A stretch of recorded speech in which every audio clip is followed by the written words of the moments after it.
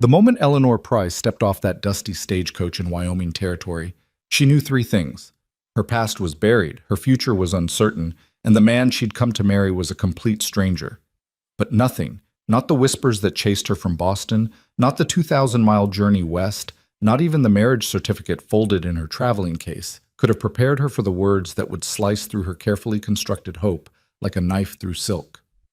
"You look just like Hope," the boy said, staring at her with eyes full of ghosts. And just like that, Eleanor's new beginning crumbled into question. Stay with me until the end of this story, and don't forget to hit that like button and comment what city you're watching from. I want to see just how far this tale travels. The Wyoming wind tasted of sage and secrets. Eleanor Price pressed one gloved hand against the stagecoach window, watching the endless stretch of territory roll past in shades of gold and amber. Autumn had painted the grasslands with a brush dipped in sunset, and the mountains in the distance stood like sentinels guarding something she couldn't yet name. Beautiful, yes, but also utterly foreign to a woman whose entire life had been measured in cobblestone streets and the musty corners of a Boston schoolhouse. She pulled her hand back, noticing how the leather had worn thin at the fingertips. Everything she owned was wearing thin these days. Her clothes, her savings, her excuses. The other passengers had disembarked hours ago at various dusty outposts, leaving her alone with her thoughts and a single worn carpet bag, the kind of solitude that made memories louder. "Miss Price, we simply cannot overlook such behavior." Eleanor closed her eyes against the echo of Headmaster Wilson's voice, against the memory of standing in that oak-paneled office while the Board of Trustees looked at her with expressions ranging from disappointment to barely concealed satisfaction. She'd been a good teacher. No, an excellent one. Her students had loved her, had actually learned under her instruction, had begun to see education as something more than rote memorization and ruler strikes across knuckles. But none of that mattered when Marcus Pemberton decided that her rejection of his advances was a personal insult requiring revenge.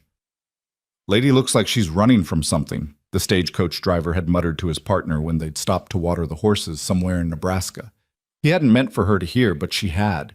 Because he was right. She was running. From Marcus's lies about improper conduct. From the whispers that had spread through Boston's teaching circles like wildfire through dry grass. From the looks of suspicion in the eyes of people who'd once invited her to dinner parties. From the slow, suffocating knowledge that her reputation, once destroyed, could never be rebuilt. Not there. Not in a world where a man's word would always outweigh a woman's truth. So when the advertisement appeared in the Boston Evening Transcript, widowed rancher in Wyoming territory seeking educated woman of good character for marriage and companionship, Eleanor had stared at it until the words blurred. Educated woman, good character. Not beautiful, not young, not accomplished, just educated and good. She could be that. She could be anything, as long as it was anywhere else.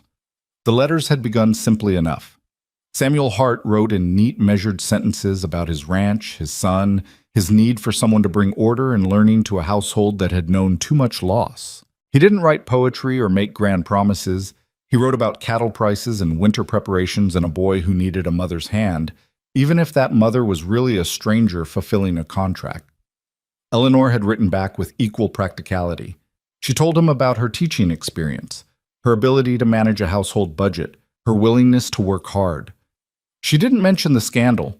She didn't mention how her hand sometimes shook when she thought about facing another room full of judgmental eyes. She simply presented herself as a solution to his problem, because God knew she needed him to be a solution to hers. 3 months of correspondence. A proposal that was more negotiation than romance. A train ticket west that felt like both escape and surrender.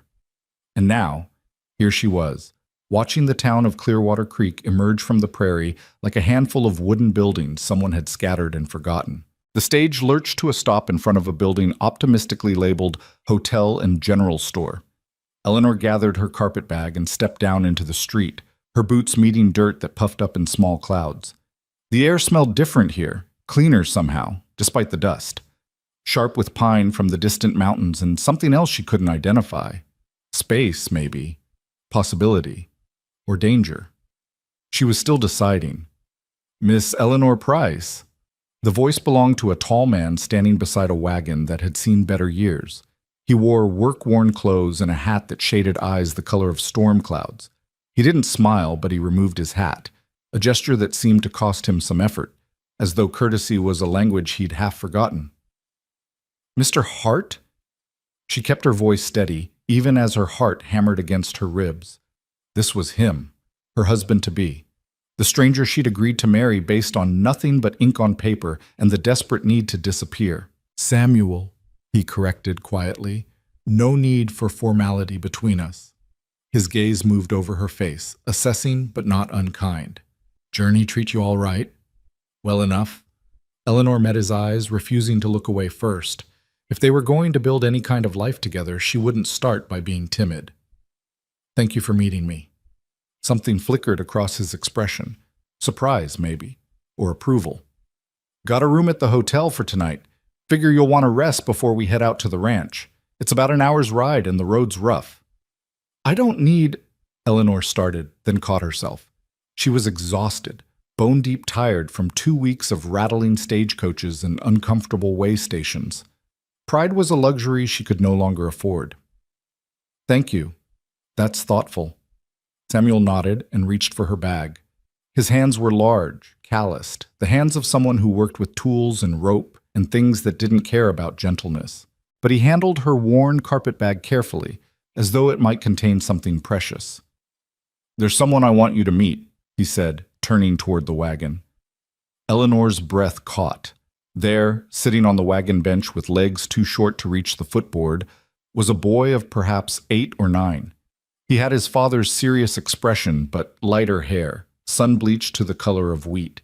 He watched her with an intensity that seemed too old for his young face, as though he'd already learned not to trust easily. "Caleb," Samuel said, his voice softening in a way it hadn't when he'd spoken to her. "This is Miss Eleanor, the lady I told you about." The boy, Caleb, stared at her. Eleanor tried a smile, the kind she'd used countless times to win over shy students. "Hello, Caleb. It's nice to finally meet you. Your father's written so much about you in his letters." Caleb didn't respond. His eyes moved over her face, lingering on details she couldn't guess, the color of her hair, perhaps, or the shape of her nose, or some other feature that meant something only to him. The silence stretched, growing uncomfortable. Samuel shifted his weight, about to intervene. Then Caleb spoke, his voice clear and cutting as broken glass. "You look just like Hope." The world seemed to tilt sideways. Eleanor's smile froze.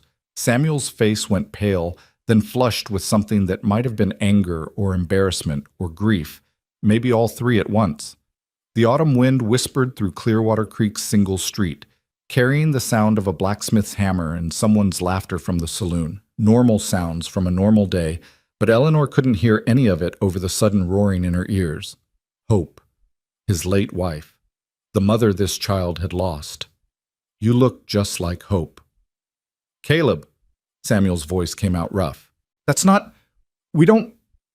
He stopped, seeming to lose the thread of whatever reprimand he'd intended. His hand moved to the boy's shoulder, but Caleb shrugged it off and turned away, staring fixedly at the mountains. Eleanor stood frozen in the middle of the street, her carefully constructed composure cracking like ice over a thawing river. 3 months of letters. 3 months of carefully worded exchanges about household management and educational philosophies and the practical arrangements of a marriage built on mutual need rather than affection. And not once, not in a single letter, had Samuel Hart mentioned that she looked like the wife he'd buried. Was that why he'd chosen her? Had he seen something in her few carefully selected words that reminded him of a ghost? Was she meant to be a replacement, a substitute, a living reminder of someone lost? Eleanor. Samuel's use of her first name jolted her back to the present. He stood close now, though she hadn't noticed him moving. His face was drawn, years seeming to settle into the lines around his eyes. "I'm sorry. He doesn't mean... he's just a boy who..." He stopped again, and she could see him struggling with words that wouldn't come. "Does she?" Eleanor heard herself ask, her voice steadier than she felt. "Look like her? Like your wife?" Samuel's jaw worked. Around them, Clearwater Creek continued its business, a woman emerging from the general store with a basket, Two men arguing good-naturedly about horse breeding outside the livery. Normal life, carrying on while Eleanor's carefully planned escape route began to feel like a trap. "There's a resemblance," Samuel admitted finally. His eyes met hers, and in them she saw something that might have been guilt or sorrow or just bone-deep weariness. The coloring, maybe. The way you carry yourself, but when I placed that advertisement, I wasn't looking for. He dragged a hand across his face. "I was looking for someone to help raise my son and manage a household, someone educated and capable. That's all." "Is it?" The question came out sharper than Eleanor intended, but she didn't take it back. She'd fled one set of lies already. She wouldn't build a life on another. "Because your son seems to think otherwise." "My son is 8 years old and still sees his mother in every woman with brown hair and a kind face." Samuel's voice hardened, not with anger at her, but at something else. Circumstance, maybe, or fate, or his own failure to prevent this exact moment. "He's wrong. You're not Hope. Hope is dead and buried, and you're here because I need help. I can't get any other way, and you need—" He paused, his expression shifting to something uncomfortably close to understanding. "Well, I assume you need something too, or you wouldn't have traveled 2,000 miles to marry a stranger." The truth of that statement hung between them like smoke. A group of riders passed, their horses kicking up dust that made Eleanor's eyes water. Or maybe that was something else entirely. She'd thought this would be simple. A transaction. A clean start in a place where no one knew about Marcus Pemberton's lies or the scandal that had destroyed her livelihood. She'd be a wife in name, a teacher to a boy who needed educating, a manager of a household in exchange for safety and respectability, and the chance to breathe without waiting for the next whisper. But nothing was ever simple, was it? "I need to see her," Eleanor said suddenly. "Your wife. Is there a photograph?" Samuel's eyebrows rose. "Why?" "Because I need to know." Eleanor lifted her chin, meeting his gaze squarely. "If I'm going to stay, if we're going to attempt this arrangement, I need to see what I'm stepping into, what I'm being compared to, whether your son's words are a child's imagination or something more." For a long moment, Samuel just looked at her. Then slowly he reached into his jacket pocket and withdrew a leather wallet. From it, he extracted a small photograph, its edges worn from handling. He held it out without a word. Eleanor took it with fingers that trembled only slightly. The woman in the photograph was younger than Eleanor by a few years, though it was hard to tell with certainty given the formal pose and serious expression photography required. She had dark hair pulled back in a simple style, a straight nose, a mouth that might have smiled often when she wasn't sitting still for a camera, pretty in an unremarkable way. Ordinary, even. And yes, there was a resemblance, not exact, not startling, but enough. The same general coloring, the same build, the kind of similarity that might make a grieving child catch his breath when a stranger stepped off a stagecoach, or might make a widowed man choose one particular letter out of the dozens he must have received. "Her name was Hope Gardner before we married," Samuel said quietly. "She came west with her family in '68. We met at a church social. She was 17, I was 22. We had 9 years together before the fever took her." He paused, then added with careful emphasis, "She was a good woman, a loving mother. But she wasn't educated like you. Couldn't read much beyond the Bible. Didn't have your way with words or learning." Eleanor handed the photograph back. "You want me to teach him, not just household things, reading, writing, arithmetic, the education his mother couldn't provide." "Yes." Samuel tucked the photograph away, his movements careful. "Caleb's bright. Needs more than I can give him. The school in town only runs 4 months a year, and the teacher," he shook his head, "knows his letters and not much else. I want better for my boy, want him to have choices I never had." "And you think I can give him that?" Eleanor searched his face. "Even looking like I do? Even with him seeing ghosts every time I walk into a room? I think you're strong enough to try." Samuel's storm-gray eyes held hers. "You came all this way on the promise of a man you'd never met. You're standing here asking hard questions instead of running back to that stagecoach. That tells me something about your character, Miss Price. Something I trust more than a resemblance that's only in a grieving child's mind." Eleanor wanted to believe him, wanted to believe that she could be more than a substitute or a replacement, that this strange arrangement could work despite the complications already piling up like storm clouds on the horizon. But she'd believed in fairness once, in justice, in the idea that truth would prevail over lies and merit would outweigh malice. Marcus Pemberton had taught her how wrong she could be. "I need time to think," she heard herself say. "You mentioned a hotel room. I'll stay there tonight. Tomorrow, you can take me out to see the ranch, meet Caleb properly, understand what this life would actually look like. And then I'll decide whether to stay or take the next stage back east." Samuel's face showed nothing, but she caught the slight slump of his shoulders, disappointment or relief, she couldn't tell. "That's fair," he said. "More than fair, given how this went." "Pa?" Caleb's voice drifted from the wagon, smaller now, uncertain. "Is she leaving?" "Not yet, son." Samuel moved toward the wagon, laying a hand on the boy's knee. "Miss Eleanor's going to stay in town tonight. Rest up from her travels. We'll talk more tomorrow." Caleb's eyes found Eleanor's again, and this time she saw past the eerie proclamation to the child beneath. A boy who'd lost his mother, who maybe hoped to find her again in every woman who passed through his life, who'd learned that the world could take away everything you loved without warning or explanation. She knew something about that. Different losses, maybe, but the same bitter lesson. Eleanor climbed the hotel's narrow stairs to a room that smelled of lye soap and pine. It was clean, sparse, functional. A bed, a washstand, a small window overlooking the street. She set her carpetbag on the bed and sank into the single chair, every muscle in her body suddenly acknowledging the exhaustion she'd been fighting for weeks.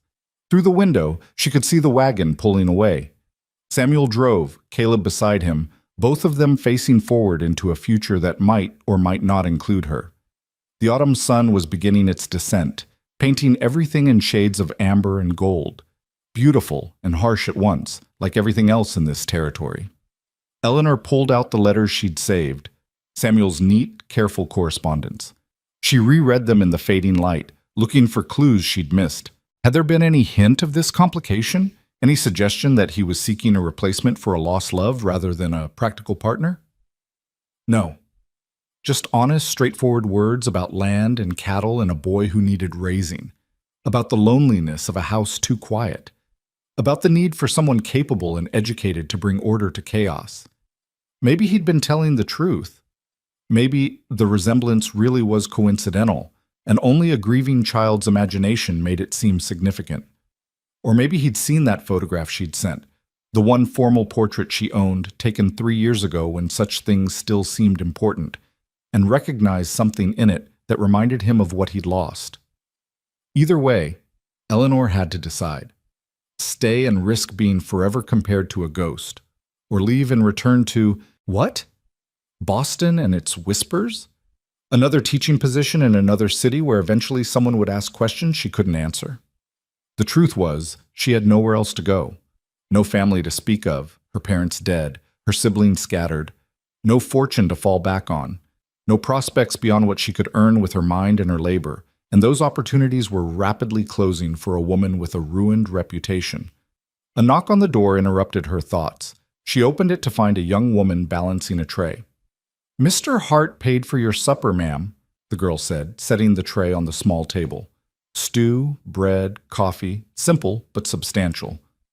Said to make sure you had everything you needed. "Thank you." Eleanor fumbled in her bag for a coin to tip the girl, but she waved it away. "Already taken care of, ma'am. Mr. Hart's good people. Everyone in Clearwater knows that."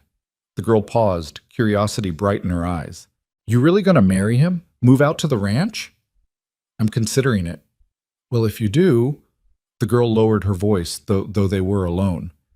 "Might want to know that folks around here respect Sam Hart. He's had a hard time of it since Hope passed. Tried to manage on his own, but a ranch is too much for one man and a small boy. Lost some cattle last winter. Behind on some debts. Could use someone capable to help put things right." Eleanor absorbed this new information. Samuel's letters had mentioned difficulties, but he downplayed them. Pride, probably, or fear that full disclosure would scare away his only prospect. "Thank you for telling me," Eleanor said. The girl nodded and left. Eleanor ate mechanically, tasting nothing. Through the window, full darkness had fallen, bringing with it a sky full of stars brighter than any she'd seen in Boston. The Milky Way sprawled across the heavens like spilled milk, beautiful and indifferent to human complications. Somewhere out there in the dark, Samuel Hart was putting his son to bed. Maybe answering questions about the woman who looked like Mama. Maybe explaining why she might not stay. Maybe wondering if he'd made a terrible mistake in bringing someone here under false, or at least incomplete, pretenses. And Eleanor sat in a strange room in a strange town at the edge of everything she'd ever known, trying to decide if she had the courage to step off one more cliff. She thought of her students back in Boston, the ones who'd believed her when she said truth mattered, the ones who'd seen her escorted from the building and learned a different lesson entirely about how the world really worked. She thought of Marcus Pemberton, who'd probably already found another target for his unwanted attentions. She thought of Headmaster Wilson and his board of trustees, who'd chosen comfortable lies over uncomfortable truth. And she thought of a small boy saying, "You look just like Hope," with a mixture of wonder and accusation that suggested he hadn't yet decided if that was a gift or a betrayal. Eleanor stood and moved to the window. Clearwater Creek had settled into evening quiet. A few lit windows marked homes where families gathered. The saloon still glowed with lamplight and raucous laughter. A dog barked somewhere, answered by another in the distance. This could be her home. These could be her people. That ranch in the darkness could be her future, if she was brave enough or desperate enough to claim it. Tomorrow she would see the land, meet Caleb again with fewer witnesses and more honesty, look Samuel Hart in the eye and ask the questions she should have asked in letters but hadn't known to voice. She would walk through the house where Hope Gardner had lived and died, and she would decide if there was room in it for Eleanor Price.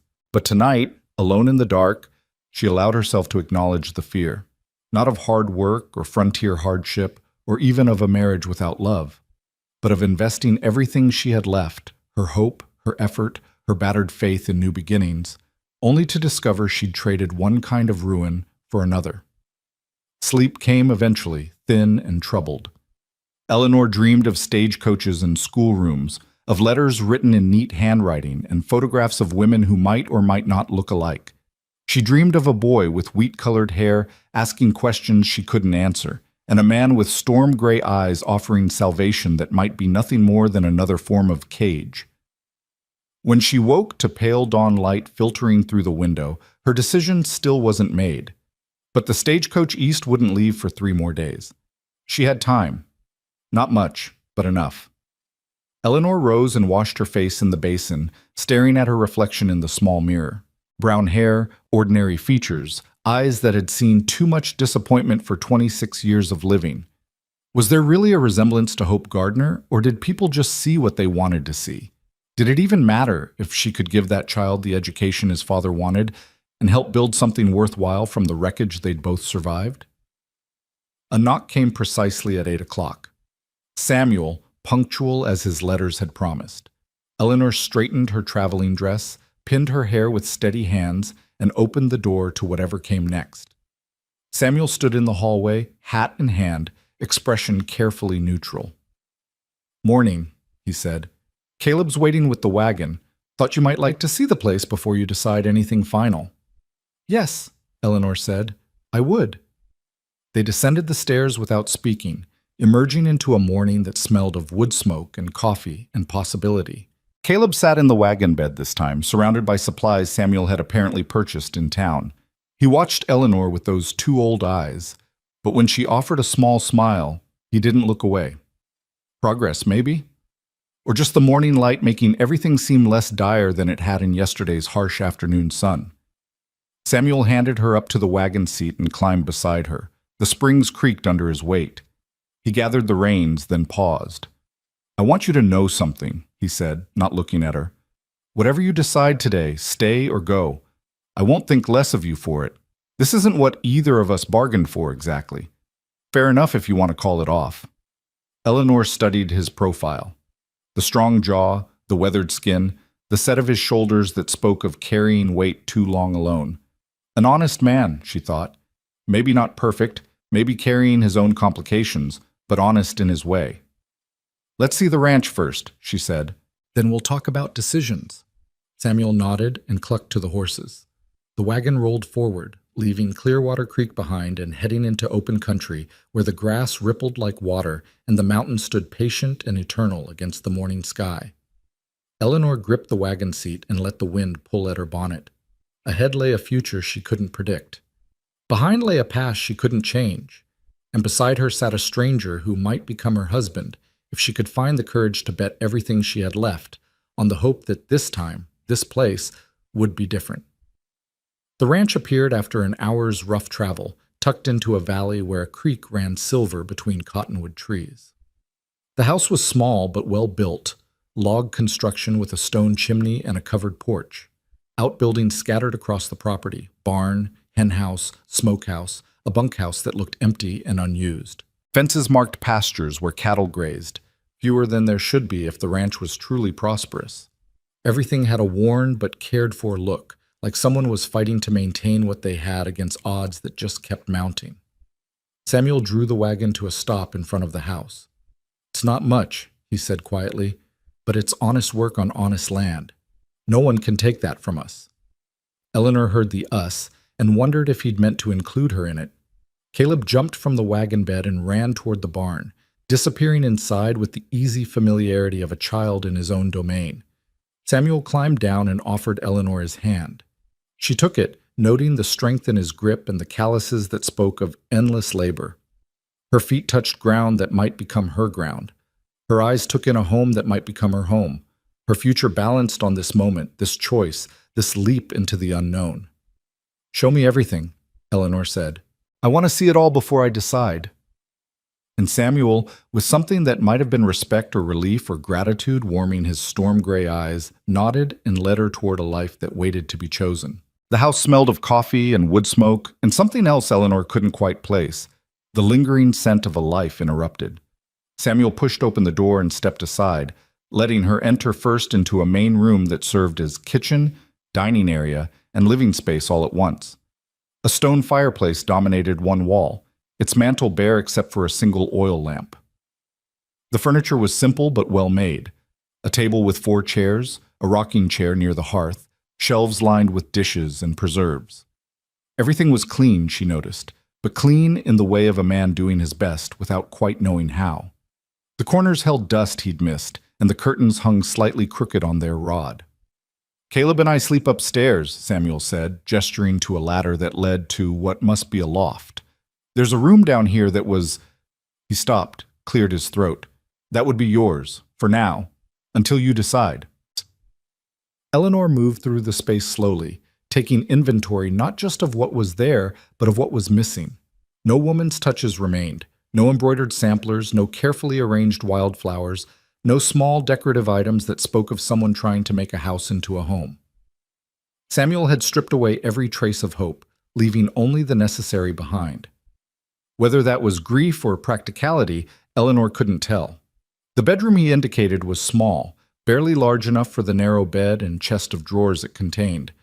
But it had a window facing east, and morning light spilled across wooden floors that someone had once sanded smooth and oiled to a soft sheen. A woman's work, Eleanor thought. Hope's work, making beauty where the frontier offered mostly function. "It's adequate," Eleanor said, running her hand along the windowsill. "No dust here. Samuel must have cleaned this room specially, anticipating her arrival." The thought touched something tender in her chest, though she tried not to let it show. Better than adequate, actually. Samuel stood in the doorway, too large for the small space. "There's a root cellar out back. Smokehouse keeps well. Creek never runs dry, even in summer. Land's good for grazing, though we could use more hayfields, and the soil near the creek would take to a kitchen garden, if you've a mind for growing things." Eleanor turned to face him. "You're trying to sell me on staying." "I'm trying to be honest about what's here." Samuel met her gaze evenly. "It's hard work and long days. Winter can be brutal. We get snowed in sometimes for weeks. The nearest neighbor is 3 miles east, and town's an hour away when the weather's good. You'd be isolated most of the time, just me and Caleb and whatever you can make of a life out here." "And the threats you mentioned in your letters?" Eleanor asked quietly. "The difficulties with land and debt? How bad is it really?" Samuel's jaw tightened. For a moment, she thought he might deflect or minimize, the way men often did when admitting to struggles that felt like failures. But then his shoulders dropped slightly, and the careful neutrality in his expression cracked to reveal something raw underneath. Bad enough, he admitted. There's a mining company, Consolidated Western Mineral, bought up land north of here about 2 years back. They're after water rights, specifically access to Clearwater Creek. Creek runs through my land before it hits their property line. They've made offers. I've refused. Now they're applying pressure in other ways. What kind of pressure? The kind that makes it hard to sell cattle at fair prices.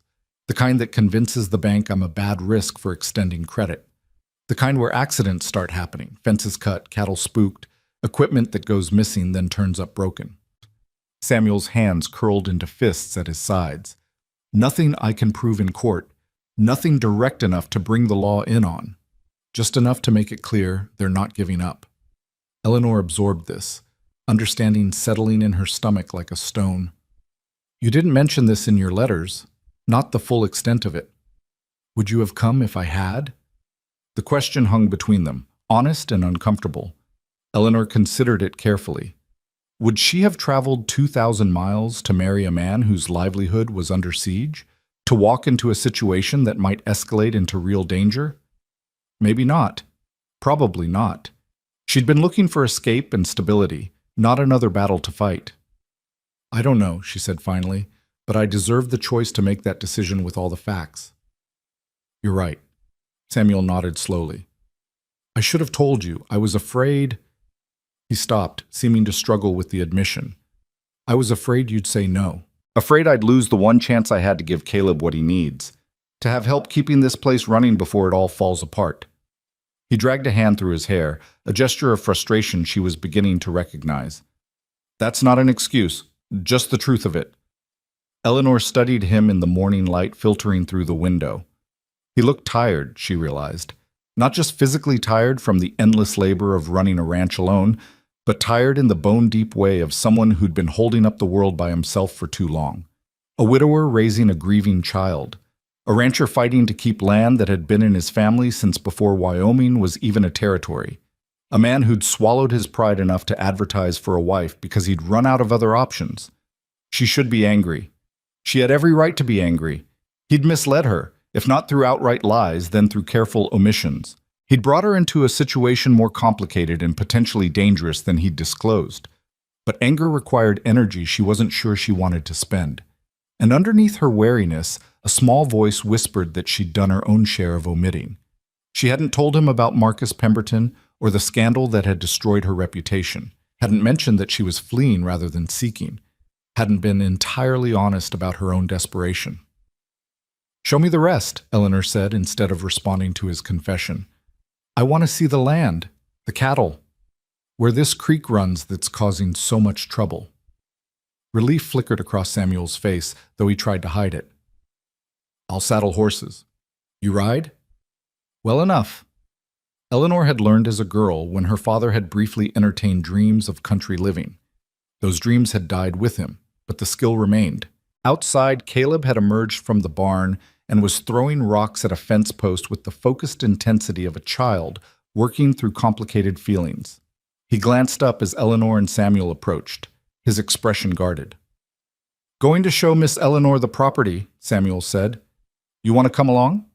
Caleb shrugged, which Samuel seemed to interpret as assent. The boy disappeared into the barn and emerged leading a small buckskin pony with gentle eyes. Samuel saddled 2 larger horses, a roan mare for Eleanor and a big bay gelding for himself. The animals were well cared for, their coats sleek, their eyes alert but calm. Eleanor hadn't been on a horse in years, but her body remembered. She accepted Samuel's help mounting, noting how careful he was not to touch her more than necessary. Propriety, even in the wilderness, or maybe just the awkwardness of proximity with a woman who was still essentially a stranger. They rode out towards the northern boundary of the property, Caleb ranging ahead on his pony with the easy confidence of a child who'd learned to ride before he could walk. The land rolled away in all directions, grass rippling in the wind like waves on an ocean frozen mid-swell. Cattle grazed in scattered groups, their red and white coats bright against the gold of autumn. In the distance, mountains rose sharp and dramatic, their peaks already dusted with early snow. It was beautiful, harsh and unforgiving in its way, but beautiful nonetheless. The kind of beauty that made Eleanor understand why people left everything behind to claim a piece of this wilderness for themselves. "We run about 200 head," Samuel said, nodding toward the cattle. "Should be closer to 400 for land this size. Lost too many last winter when the snows came early. Lost more to rustling I can't prove, but no damn well is connected to Consolidated Western." Eleanor noticed how his voice roughened when he talked about these losses. Pride wounded, frustration building. A man watching something he'd built with his own hands slowly crumble despite his best efforts to hold it together. "How much land do you have?" she asked. 640 acres, full section. My father homesteaded it back in '59 before the war. Built the house, broke the first ground, started the herd with nothing but determination and a willingness to outwork everyone around him. Samuel's gaze swept across the property with something that looked like love and burden combined. "He left it to me when he passed in '72. Made me promise I'd keep it in the family, that I'd build something lasting here." The weight of that promise hung in his words. Eleanor understood about promises made to the dead, how they could sustain you or crush you, depending on whether you had the strength to fulfill them. They reached the creek, which ran clear and cold over a bed of smooth stones. Cottonwoods lined its banks, their leaves turned gold by the season. Water burbled over rocks, creating a sound that was almost musical. Eleanor could see why the mining company wanted access. Water was life in this territory. Control the water and you controlled everything downstream. "Consolidated Western's land starts about a mile north of here," Samuel explained, dismounting and helping Eleanor down. Caleb had already scrambled off his pony and was throwing stones into the creek, watching the ripples spread. "Creek flows from the mountains through my property and onto theirs. They've got some springs on their land, but not enough to support the kind of operation they're planning. They need this water." "What are they mining?" Eleanor asked, crouching to trail her fingers through the cold stream. "Silver mostly, some copper. They've got capital backing from investors back east. New York money looking to get rich off Western resources. They don't care about the land or the people living on it, just the profit margin." Samuel's voice held a bitterness Eleanor recognized. The East consuming the West, progress trampling tradition, money overriding rights. An old story, playing out again in this remote valley. "Can they take the water without your permission?" "Not legally. Water rights in Wyoming territory favor prior appropriation. First in time, first in right. My family was using this water before Consolidated Western even existed. But laws only matter if they're enforced, and the territorial government is 300 miles away in Cheyenne. By the time any legal challenge worked through the system, I could be bankrupt or dead." The casual way he said dead sent a chill through Eleanor. "You think they'd go that far?" Samuel's expression darkened. "Men have died for less in this territory. A convenient accident, a confrontation that goes wrong, some trouble with cattle rustlers that gets out of hand. Plenty of ways for a stubborn rancher to meet a bad end, especially if he's alone with no one to watch his back." Eleanor stood, brushing dirt from her skirt. "But you're not alone anymore. You have Caleb." "Caleb's 8 years old." Samuel watched his son playing by the creek, and the fear in his face was naked and raw. "He'd be no protection if things turned ugly. Hell, he'd be another vulnerability for them to exploit. Another point of leverage." He turned to Eleanor. "That's part of why I need someone else here, someone capable. Someone who could get Caleb to safety if trouble comes. Someone who could testify if something happens to me." So there it was. The full truth laid bare. He needed a wife not just for domestic help or his son's education, but as insurance, as a witness, as someone who could keep his child safe if his fight with Consolidated Western ended the way he clearly feared it might.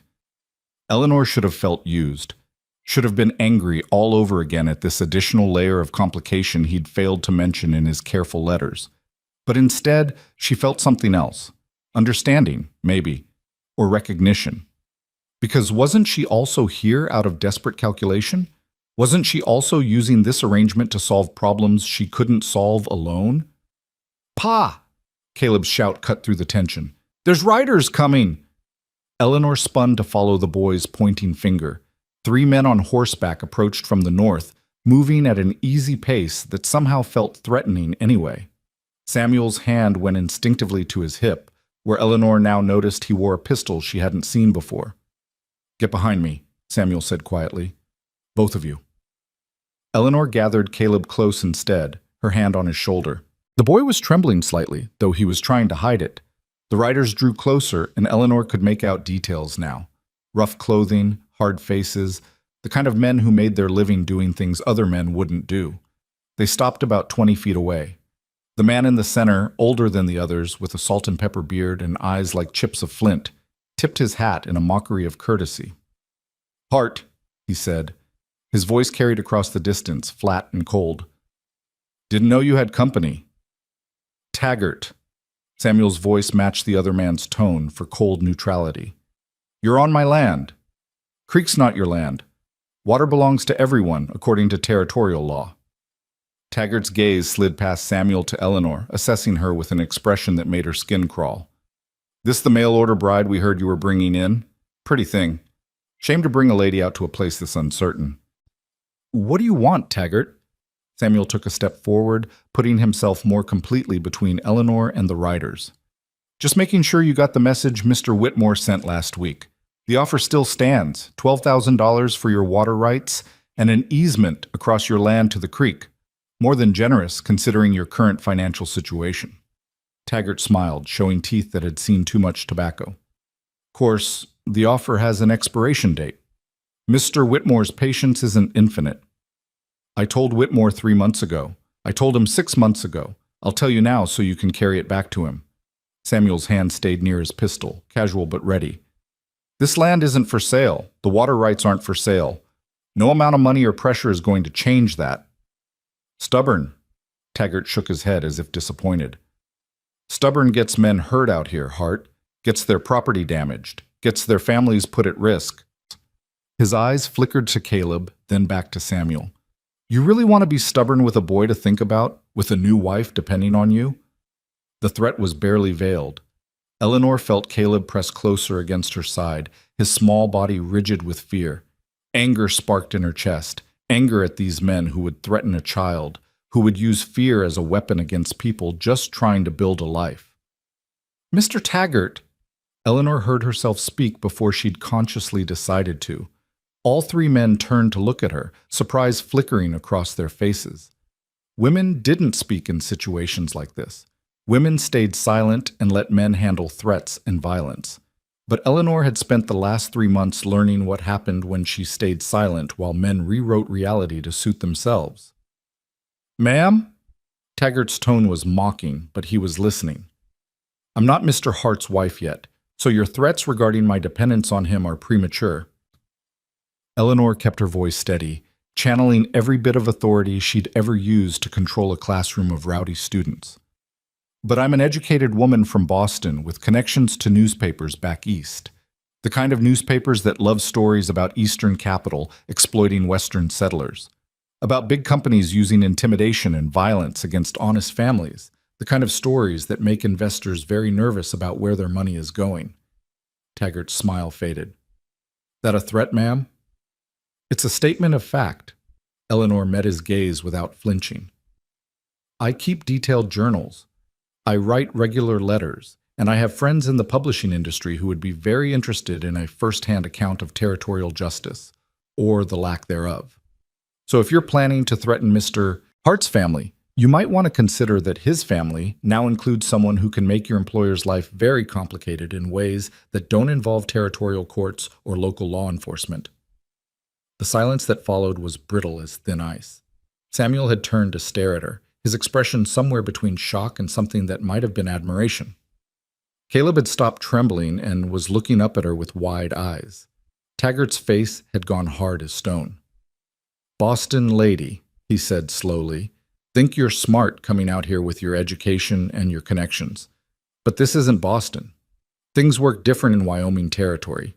You might want to learn that before you get yourself hurt along with this stubborn fool you're planning to marry." "I've learned quite a bit about how things work when powerful men feel threatened," Eleanor replied.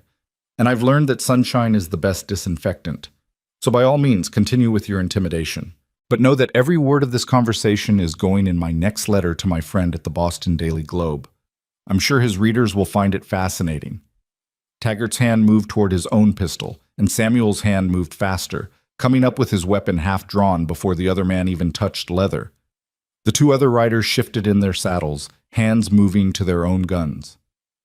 "I think we're done here," Samuel said, his voice cold as winter. "You've delivered your message. Now get off my land before this gets ugly." For a long moment, nobody moved. Eleanor could hear her own heartbeat pounding in her ears, could feel Caleb's hand gripping her skirt so tight his knuckles had gone white. The wind whispered through the cottonwoods, and the creek burbled on, indifferent to human tensions. Then Taggart smiled again, nasty and knowing. "We're going. But you think about what I said, Hart. Think about that boy of yours. Think about whether your pride is worth what it might cost him." He nodded toward Eleanor. "And you, Boston lady, you think about whether your writing skills will do you much good if you have an accident on this rough frontier. Long way to fall off a horse. Easy to get lost in a storm. Lots of ways for newcomers to come to grief out here." He wheeled his horse around, and the other two followed. They rode north toward Consolidated Western's land at that same easy pace, as if they had all the time in the world. As if this was just the beginning of a game they knew they would eventually win. Samuel didn't holster his pistol until they were out of sight. Then he turned to Eleanor, his face pale beneath its tan. "That was either the bravest or the stupidest thing I've ever seen anyone do." Eleanor's legs were shaking, but she kept her voice level. "I won't let men like that control my life through fear. I've had enough of that to last a lifetime." "You just made yourself a target." Samuel gripped her arm, not rough, but urgent. "You understand that? Taggart's not going to forget what you said. Neither will Whitmore. They'll see you as a threat now, not just a woman to be ignored." "Good." The word came out harder than Eleanor intended, but she meant it. "Maybe I'm tired of being ignored. Maybe I'm tired of watching bullies win because nobody has the courage to stand up to them." Samuel stared at her like he was seeing someone completely different from the quiet, careful woman who'd stepped off the stagecoach yesterday. Then, slowly, something shifted in his expression. The wariness remained, but beneath it emerged a spark of something else. Respect, maybe. Or hope. "Pa?" Caleb's voice was small. "Is Miss Eleanor really going to write about us in the newspapers?" Samuel looked down at his son, then back at Eleanor. "I don't know, son. Are you?" Eleanor thought about it. She'd thrown the threat out in the heat of the moment, but was it true? Did she have those connections? Could she actually make good on her promise? The answer surprised her. Yes. She did have a friend at the Globe, Thomas Whitfield, who'd been a fellow teacher before moving into journalism. He'd written to her after the scandal, one of the few who'd believed her side of the story. He'd said if she ever needed anything, she should let him know. She'd never taken him up on it, too proud to ask for help. But maybe pride was another luxury she couldn't afford anymore. "Yes," Eleanor said, meeting Samuel's eyes. "I am. If that's what it takes to protect this family and this land, then yes. I'll write every detail and send it east with my compliments. Let them try to intimidate people when the whole country is watching." Samuel studied her face for a long moment. Then he did something Eleanor didn't expect. He smiled. Not a big smile. Not the kind that transformed his whole face, but a small, genuine smile that reached his eyes and made him look years younger. "Then I guess you're staying," he said quietly. Eleanor realized he was right. Somewhere in the last 10 minutes, in the space between Taggart's threats and her own defiant response, she'd made her decision. She was staying. Not because she had nowhere else to go, though that was still true, but because something in her had woken up when she'd faced down those riders.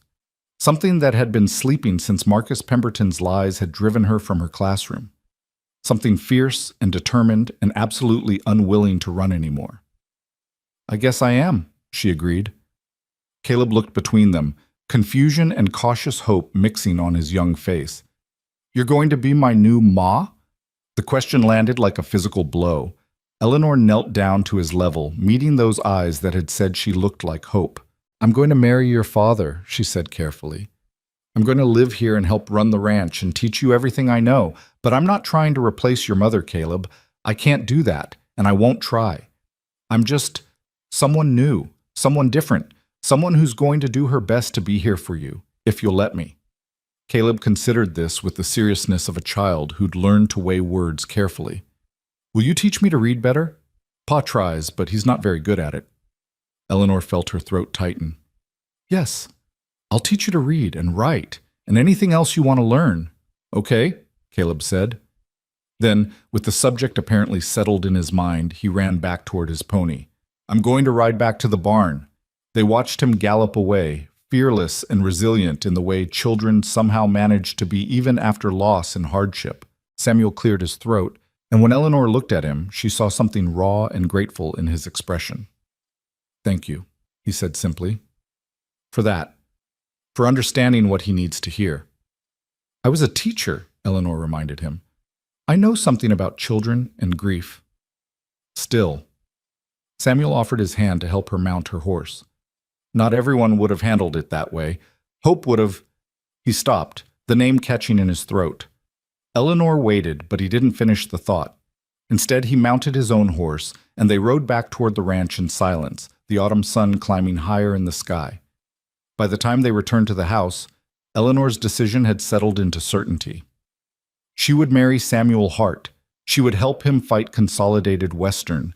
She would teach Caleb and manage the household and learn how to survive in this harsh, beautiful territory, not because it was easy or safe or what she'd originally imagined, but because it was necessary. Because sometimes the only way forward was through, and this flawed, complicated arrangement was the only path she could see. That evening, they sat at the kitchen table, the three of them, while Samuel laid out the practical details. They would marry in town in 3 days when the circuit judge came through.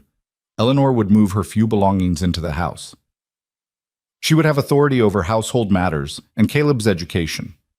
Samuel would handle the ranch and the ongoing conflict with Consolidated Western, but he would keep her informed. No more secrets. No more careful omissions. "I'll write to my friend in Boston tomorrow," Eleanor said, pushing stew around her plate. The food was hearty but bland, clearly the cooking of a man doing his best without much skill. Another thing she could improve. "Thomas Whitfield. He's a journalist. I'll tell him what's happening here. It might take months for anything to come of it, but at least we'll have established a record." Samuel nodded. "Every bit helps. I've been fighting this alone for too long. Having someone else who understands what's at stake." He paused, searching for words. "It matters. More than I knew how to say in those letters." Caleb, who'd been quiet through dinner, suddenly spoke up. "Miss Eleanor, since you're going to be here now, can we fix up Ma's garden?" The question created a pocket of silence. Eleanor glanced at Samuel, whose face had gone carefully blank. She chose her words with care. "I'd like that," she said. "If your father doesn't mind, we could plant some vegetables for next summer, maybe some flowers too." "Ma liked flowers," Caleb said, his voice wistful. "Yellow ones, especially." "Then we'll plant yellow ones," Eleanor promised. "You can help me decide where everything should go." Samuel's hand tightened around his coffee cup, but he nodded. "Garden's been neglected too long anyway. Time it got some attention." That night, lying in the small bedroom that would be hers, Eleanor listened to the sounds of the frontier settling into darkness. Wind rattling the shutters, an owl calling somewhere nearby. The creak of floorboards as Samuel moved around upstairs, getting Caleb settled for sleep. Different sounds than Boston's constant hum of traffic and voices, but not unwelcome. She thought about the photograph of Hope Gardner, about resemblances real or imagined, about the weight of stepping into a dead woman's shoes. But she also thought about Taggart's threats and Samuel's weary determination and Caleb's tentative acceptance. About a fight worth fighting and a life worth building, even if it was built on uncertain ground. Eleanor Price had come west to escape. But maybe, just maybe, she'd found something worth staying for instead. Not safety, not security, not even love. Just the stubborn, fierce determination to stand her ground against men who thought they could take what wasn't theirs. To protect a child who'd lost too much already. To build something real and true in a place where lies would get you killed, but honesty might keep you alive. 3 days. Then she'd be Eleanor Hart, wife to a stranger, mother to a grieving child, defender of a ranch under siege. The woman who looked like hope, but wasn't hope. The Boston schoolteacher who'd learned to face down armed men with nothing but words and will. The woman who'd decided to stop running and start fighting instead. Outside her window, the stars wheeled overhead, brilliant and cold, and utterly indifferent to human struggles. But Eleanor wasn't looking for cosmic reassurance. She was planning, writing letters in her head, thinking about gardens and lessons and the 100 small ways she could make this place hers while respecting what it had been before. Tomorrow she would start. Tonight, she would rest and gather her strength for the battles ahead. The wedding took place on a Thursday afternoon in Clearwater Creek's small courthouse, with the circuit judge presiding and 2 witnesses pulled from the street to make it legal. Eleanor wore her best dress, dark blue wool that had seen her through too many Boston winters, and Samuel wore a suit that looked like it had last seen daylight at Hope's funeral. Caleb stood between them, solemn and silent, his hand gripping his father's jacket like an anchor. Judge Morrison spoke the words quickly, clearly accustomed to frontier marriages that were more contract than romance. Eleanor repeated her vows in a steady voice, feeling the weight of each promise settle onto her shoulders like stones. To have and to hold, for better or worse. Till death do us part. Samuel's voice was quieter but no less firm. When the judge pronounced them husband and wife, Samuel kissed Eleanor's cheek, a brief, formal gesture that felt less like affection and more like sealing a business arrangement. They were married. Eleanor Hart now, no longer Eleanor Price. A rancher's wife, a stepmother, a woman with a fight to wage and a household to manage, and absolutely no idea if she'd made the right choice or a catastrophic mistake. The hotel owner's wife, Mrs. Patterson, had prepared a small meal for them afterward: roast chicken and potatoes, apple pie that tasted of cinnamon and autumn. She fussed over Eleanor with the kind of maternal concern that made Eleanor's throat tight, having lost her own mother years ago to pneumonia. "You need anything out at that ranch? You send word," Mrs. Patterson insisted, pressing a basket of preserves into Eleanor's hands. "Sam Hart's good people, but that's a lonely life for a woman used to city living. Don't be too proud to ask for help when you need it." Eleanor thanked her, touched by the kindness from a woman who was essentially a stranger. It was different here, she was learning. The isolation bred a kind of interdependence that Boston's crowded streets had never required. Out here, your neighbors might be miles away, but they were also your lifeline when trouble came. And trouble was coming. Eleanor could feel it in the way Samuel kept glancing toward the windows, in the tightness around his mouth, and how his hand drifted toward his pistol whenever footsteps approached. The confrontation with Taggart had changed something. Lines had been drawn. War had been declared, even if no shots had been fired yet. They loaded the wagon with Eleanor's few belongings and supplies Samuel had purchased: flour, sugar, ammunition, lamp oil, the practical necessities of frontier life. Caleb climbed into the back without being asked, and Eleanor took her place beside Samuel on the bench. Her place. Her husband. Strange words for a strange new reality. The ride back to the ranch passed in near silence, broken only by the creak of wagon wheels and the distant cry of a hawk circling overhead. Eleanor watched the landscape roll past, trying to memorize the landmarks. That distinctive rock formation, the bend in the road where cottonwoods grew thick, the place where you could first glimpse the ranch buildings nestled in their valley. This was her home now. She needed to know every inch of it. Samuel had to leave for Cheyenne 3 days later, taking a dozen head of cattle to sell at the stockyards. It was a trip he couldn't postpone. They needed the money desperately, needed to make payments on debts that were coming due faster than the seasons changed. He'd been planning it for weeks, long before Eleanor arrived, and there was no question of canceling now. "I'll be gone 4 days, maybe 5 if the weather turns," Samuel said the morning before his departure. They were in the barn, where he was checking tack and preparing for the journey. Eleanor had come to help, though she wasn't sure what help she could actually provide. "Ben Cartwright from the neighboring ranch will swing by once or twice. He knows to keep an eye on things while I'm away." Eleanor nodded, running her hand along the smooth wood of a stall door. The barn smelled of hay and horses and leather, earthy and honest. "We'll be fine. It's only a few days." "Keep the rifle loaded. You know how to shoot?" Samuel glanced at her, his expression serious. "My father taught me when I was young. I'm not an expert, but I can manage." Eleanor met his eyes. You're worried about more than just cattle rustlers and coyotes, aren't you? Samuel set down the bridle he'd been inspecting. Taggart hasn't made any moves since that day at the creek. That worries me more than if he had. Men like that don't forget. They don't forgive. They just wait for the right opportunity. He moved closer, his voice dropping. Eleanor, if anything happens while I'm gone, anything that feels wrong or dangerous, you take Caleb and you ride to the Cartwrights. Don't try to be brave. Don't try to defend the property. Just get yourself and my son to safety. You understand? The intensity in his face startled her. This wasn't just caution. This was real fear, barely contained. You think they'll come while you're away? That they're waiting for exactly that? I think desperate men do desperate things when they see an opening. And a ranch with just a woman and child is an opening. Samuel's hand came up, hovering near Eleanor's shoulder before dropping back to his side, as if he'd forgotten they didn't have the kind of marriage where casual touches came easily. I wouldn't leave if I didn't have to, but those cattle are our survival. Without the money from this sale, we'll lose the ranch anyway, threat or no threat. Eleanor understood the trap he was in. Stay and protect his family, but lose everything financially, or leave and risk everything personally, but have a chance at financial survival. No good choices, just the lesser of evils. We'll be careful, Eleanor promised. And Caleb is smarter than those men give him credit for. If trouble comes, he'll know to listen to me. He trusts you. Samuel's voice softened slightly.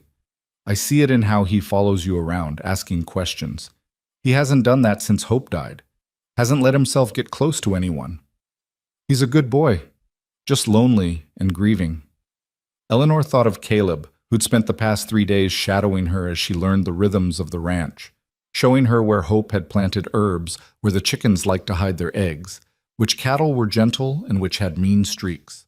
Opening up in small increments, testing whether she'd stay or leave like everyone else seemed to in his short life. Samuel nodded, then seemed to catch himself in a moment of vulnerability. He stepped back, his expression closing off again into that careful neutrality Eleanor was learning to read as discomfort with emotion. I'll be back as soon as I can. Keep the doors locked at night. Don't go far from the house. And if Ben doesn't show up when he's supposed to, that's a warning sign. It might mean they've gotten to him somehow. The casual way Samuel discussed potential violence sent ice through Eleanor's veins, but she kept her face calm, her voice steady. We'll be fine, Samuel. Make your sale, get a good price, and come home. That's all that matters. He left before dawn the next morning, taking 2 ranch hands Eleanor hadn't even known he employed, drifters who worked for food and a place to sleep more than wages, Samuel had explained. The house felt larger without him, emptier, even though he'd only been a quiet presence at meals and in the evenings. Eleanor stood on the porch watching the dust settle from his departure, Caleb pressed against her side. Pa always comes back, Caleb said, though it sounded more like he was trying to convince himself than reassure Eleanor. Of course he does. Eleanor rested her hand on the boy's shoulder. Now, how about we tackle those arithmetic lessons you've been avoiding? The next 3 days passed in a rhythm of work and watchfulness. Eleanor threw herself into managing the household with the same intensity she'd once brought to teaching. She inventoried the pantry, discovering that Samuel had been living on salt pork and beans for months. She reorganized the kitchen, finding places for things that had been shoved randomly onto shelves. She started a sourdough starter and planned meals that would stretch their limited supplies while providing actual nutrition. And she taught Caleb. Every afternoon they sat at the kitchen table with his slate and the few books Samuel owned, a Bible, a farmer's almanac, a volume of Shakespeare that had belonged to his mother. Eleanor discovered that Caleb could read better than he'd let on, but that he struggled with writing and numbers. She worked with him patiently, praising small improvements, never showing frustration when he struggled. My ma used to read to me, Caleb admitted one afternoon, his slate covered with carefully practiced letters, from the Bible mostly. She liked the stories about brave people doing hard things. Eleanor thought about Hope, about a woman who couldn't read well herself but had valued stories enough to struggle through them for her son. Your mother sounds like she was very brave herself, coming west, building a life here, raising you in this wild place. Caleb nodded, his pencil stilling. She wasn't scared of anything, not storms or wild animals or anything. He looked up at Eleanor, his expression achingly young. Are you scared? Of what those men might do? The question deserved honesty. Yes, Eleanor admitted. I'm scared, but being scared doesn't mean we stop doing what needs to be done. It just means we're careful and smart about how we do it. Ma said something like that once. Caleb returned to his letters, and Eleanor saw the ghost of a smile on his face. Not comparing her to Hope this time, just noting a similarity with something that felt like approval rather than accusation. Progress, Eleanor thought. Slow and fragile, but progress nonetheless. The trouble came on the fourth night.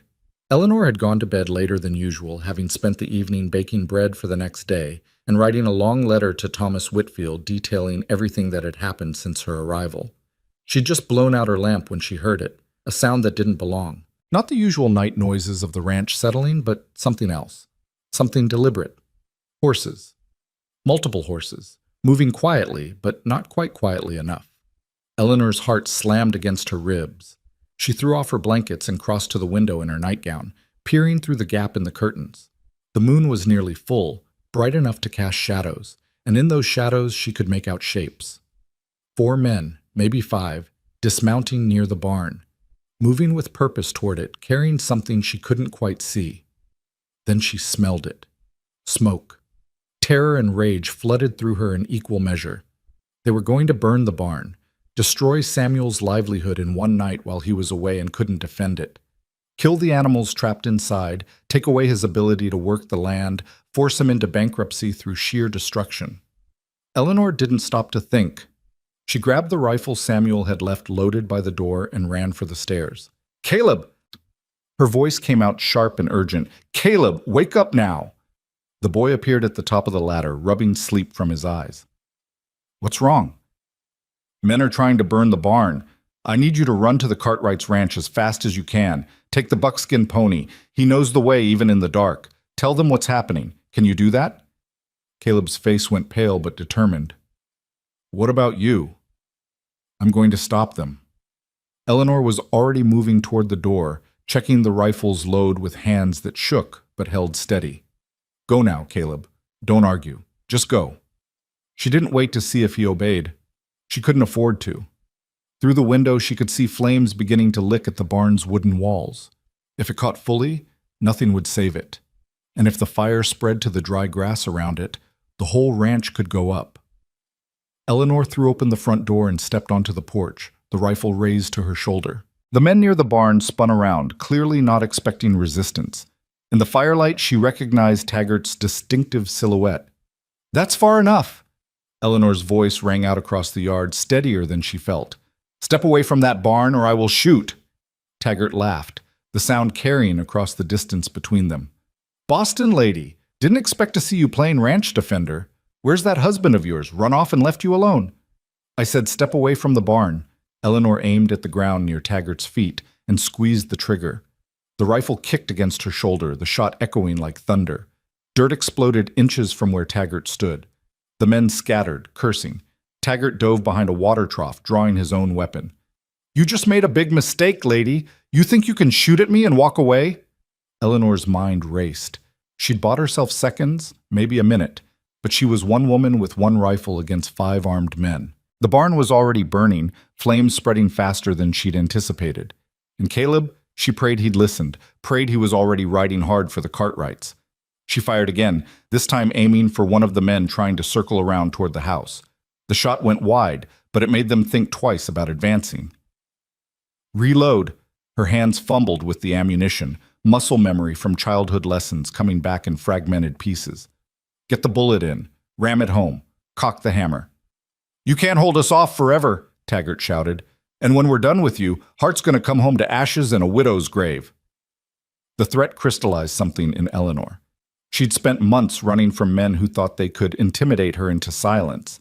Marcus Pemberton with his lies, Headmaster Wilson with his cowardice, the whole social machinery of Boston that had ground her reputation to dust.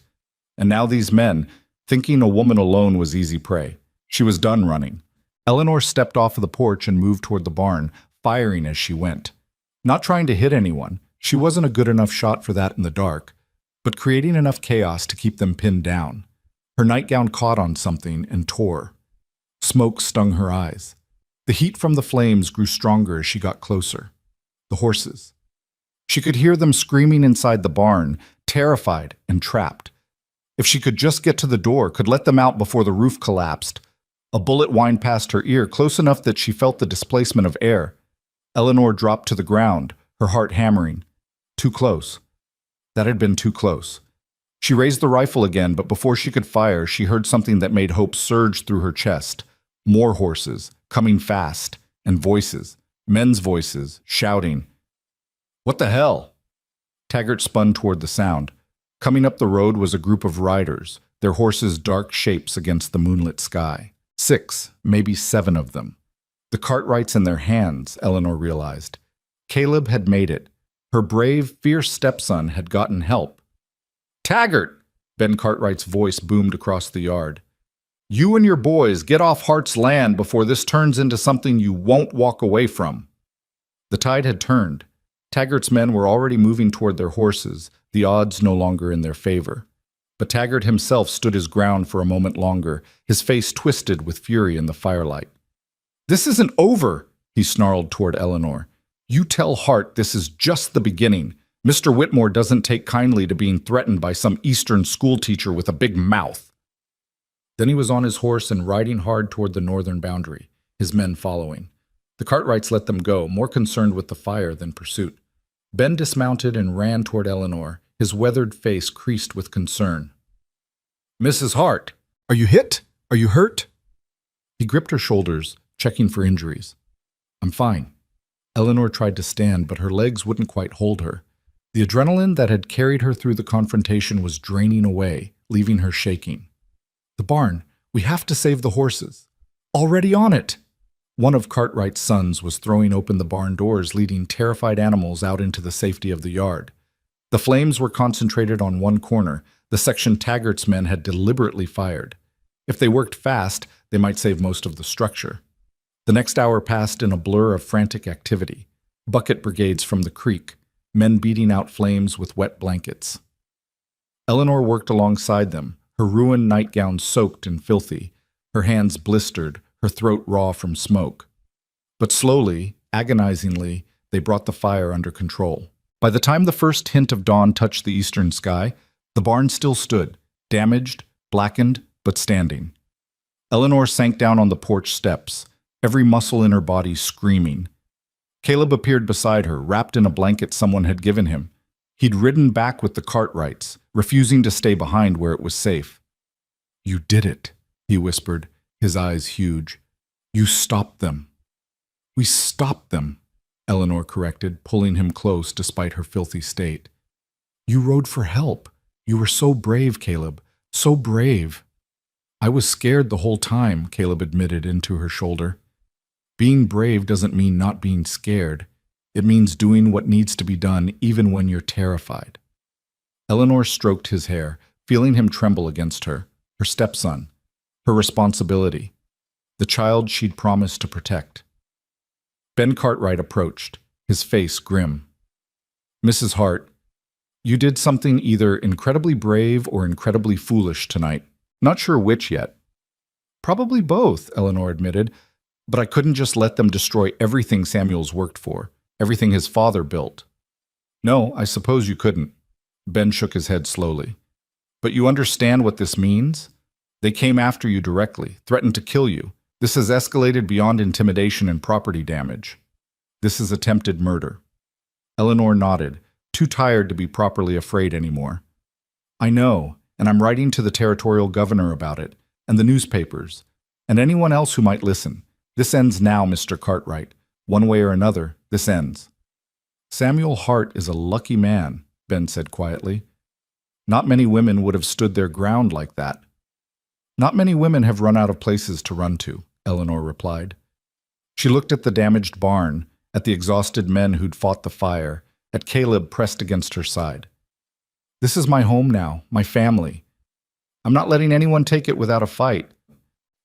The sun rose over the Wyoming territory, painting everything in shades of gold and amber, the same sun that had risen the day Eleanor arrived, uncertain and afraid and looking for escape. But the woman sitting on these porch steps wasn't that woman anymore. That woman had been shaped by loss and betrayal into someone smaller, someone who'd accepted silence as the price of survival. This woman, Eleanor Hart, wife and stepmother, and defender of a ranch under siege, had remembered something she'd forgotten in the halls of that Boston schoolhouse. She had a voice. She had strength. She had the capacity to stand against men who thought power and threats were enough to break her. They'd been wrong. Samuel returned 2 days later to find his barn damaged but standing, his wife sporting bruises and burns, and his son looking at Eleanor like she'd hung the moon. Ben Cartwright and 2 of his sons were still there, helping with repairs and standing guard in case Taggart decided to make another attempt. Eleanor watched from the porch as Samuel dismounted, his eyes taking in the scene with growing comprehension and horror. He moved toward her in 3 long strides, his hands gripping her arms almost too tight. "What happened? Ben's boy said something about a fire, but I thought—" He stopped, his gaze moving over her face, cataloging every bruise and scratch. "You fought them. Alone." "Not alone. Caleb rode for help. The Cartwrights came." Eleanor kept her voice steady despite the intensity of Samuel's grip, despite the raw emotion in his face. "We saved the barn. Most of it, anyway, and we sent Taggart and his men running." "You could have been killed," Samuel's voice cracked on the last word. "I told you to run, to take Caleb and get to safety. Why didn't you run?" Eleanor met his eyes, seeing in them something she hadn't seen before. Not just fear or anger, but genuine anguish at the thought of losing her. Not as a convenient solution to his problems, but as a person he was beginning to care about, despite the practical origins of their marriage. "Because I'm tired of running," Eleanor said simply, "and because this is my home too now. Mine to defend. Mine to fight for." She paused, then added more softly, "I'm not Hope, Samuel. I'll never be Hope. But I'm here, and I'm staying, and anyone who wants to drive me away is going to have to do a hell of a lot more than burn a barn and make threats." Samuel stared at her for a long moment. Then, to her complete surprise, he pulled her against his chest in an embrace that was fierce and desperate and absolutely nothing like their formal wedding kiss.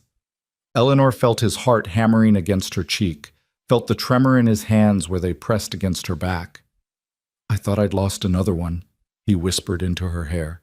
"Thought I'd come home to find you gone, and it would be my fault for leaving, for not protecting you, for bringing you into this mess." Eleanor's arms came up around him, returning the embrace.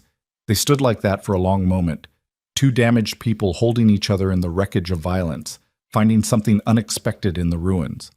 Not love. Not yet. But the foundation on which love might eventually build, if they were both brave enough to let it. When they finally pulled apart, Eleanor saw Caleb watching them with an expression of cautious hope. And beyond him, she saw Ben Cartwright smiling slightly, as if he recognized something in their interaction that Eleanor herself was only beginning to understand. This strange, unlikely family was becoming real, built not on resemblances or replacements or practical arrangements, but on something far more solid, on standing together when trouble came, on protecting what mattered, even at great personal cost, on choosing to stay when running would have been easier. The barn could be repaired, the threats could be faced. The fight was far from over. But Eleanor Hart had found what she'd been searching for without even knowing she wanted it. Not escape, not safety, not even a fresh start. She'd found a reason to stand and fight. And in this harsh frontier where survival itself was a daily battle, that might be worth more than all the security and respectability Boston could have ever offered. Samuel spent the next week repairing what Taggart's fire had damaged, his movements sharp with barely contained fury. Eleanor watched him work from the kitchen window as she kneaded bread dough, noting how he attacked each task with an intensity that bordered on violence.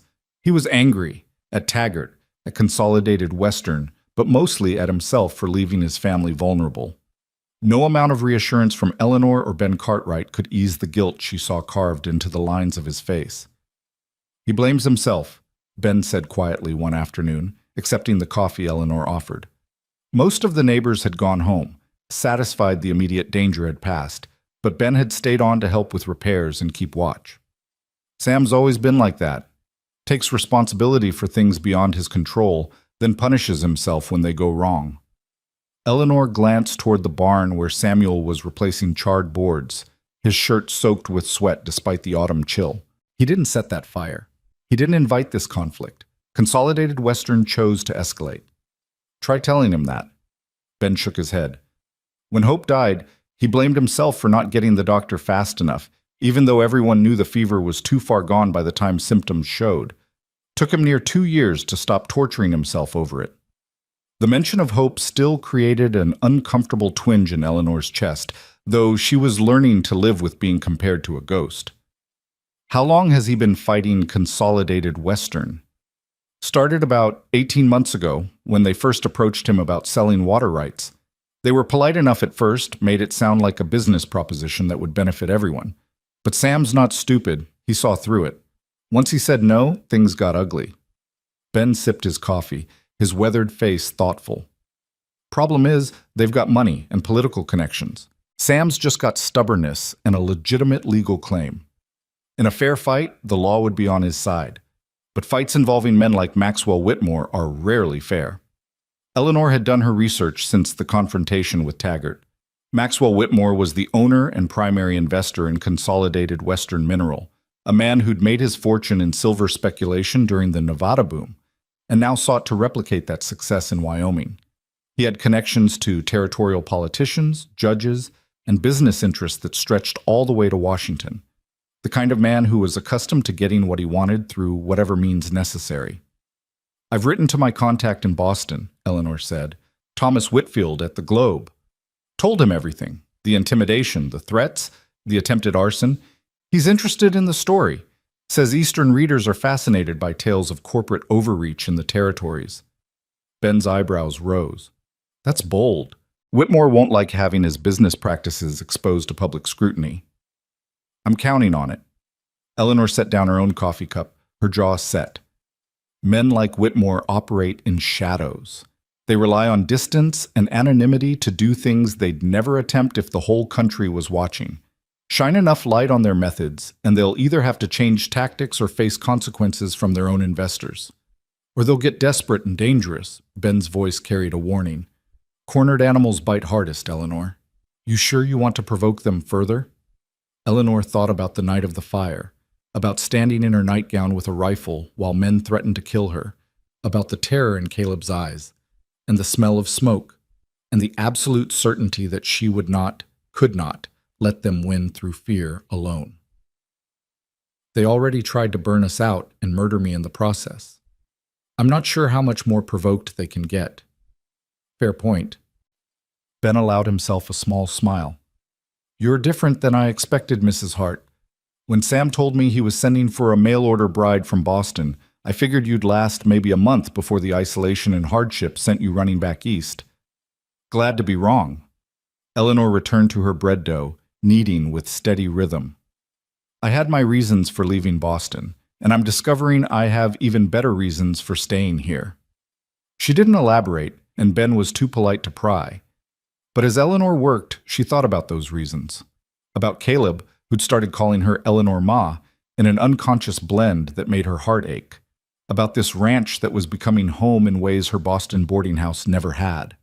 About Samuel, whose rare smiles had begun to appear more frequently when he looked at her, as if he was seeing past the practical arrangement to the person underneath.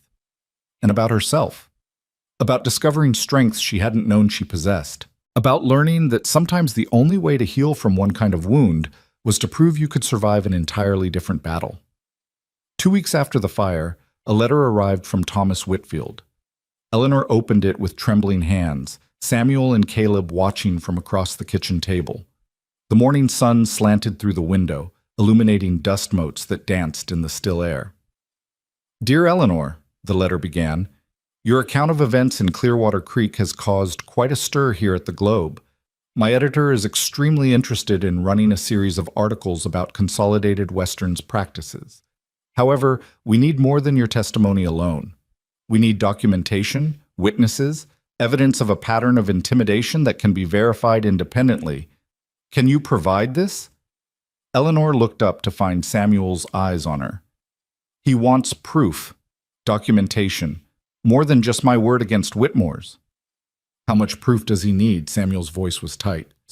They tried to burn down my barn with my wife inside. That's attempted murder, which we can't prove in court because Taggart will deny everything, and we have no witnesses besides ourselves and the Cartwrights, who'd be dismissed as biased neighbors. Eleanor scanned the rest of Thomas's letter, her mind racing. But if there are other ranchers, other victims of Consolidated Western's intimidation, and if we can document a pattern of behavior, there are others. Samuel stood abruptly, pacing to the window. Jim Morrison over in Carbon County, Consolidated Western tried to force him off land they wanted for a rail spur. The Hendersons lost their water rights in what everyone knew was a rigged legal proceeding. There's been at least half a dozen small ranchers and settlers who've had trouble with Whitmore's people over the past 2 years. Will they talk? Will they go on record? Eleanor's pulse quickened. This could work. A coordinated exposé showing Consolidated Western's systematic abuse of power, published in a major Eastern newspaper where Whitmore's investors would see it. The court of public opinion might accomplish what territorial law could not. Samuel turned from the window, his expression conflicted.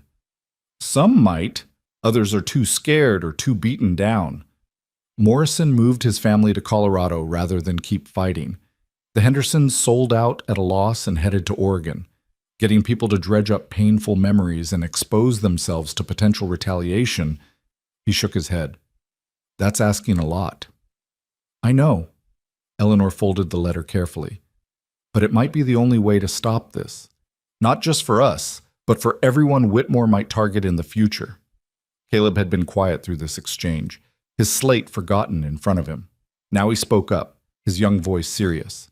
If we get proof and send it to the newspapers, will the bad men leave us alone? Eleanor and Samuel exchanged glances. How did you explain to a child that justice was complicated, that sometimes doing the right thing made you more of a target before it made you safer? We hope so, son, Samuel said finally. That's what we're fighting for.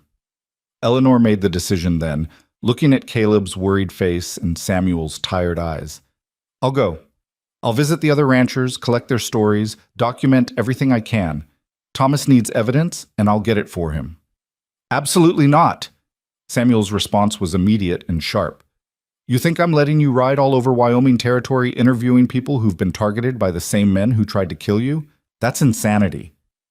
Then come with me. Eleanor stood, facing him across the table. We'll go together. Visit the ranchers, gather statements, build a case that's ironclad. Ben can watch Caleb in the ranch. Eleanor, Samuel started, but she cut him off. This is the fight we're in, Samuel. We can hunker down and defend, hoping they eventually give up, or we can go on the offensive, force them into the light where they can't operate with impunity.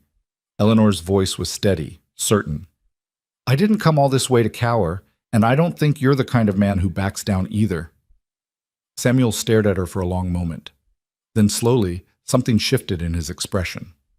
The resistance faded, replaced by a kind of grim determination Eleanor recognized from the night he'd returned to find his barn damaged and his wife bruised but standing. You're right, he said quietly. Running hasn't worked. Defending hasn't worked. Maybe it's time to take this fight to them. They spent the next 3 days planning. Ben Cartwright agreed to move into the ranch while they were gone, bringing 2 of his sons for additional security. Eleanor wrote careful letters to the ranchers Samuel identified, explaining their purpose and asking for meetings.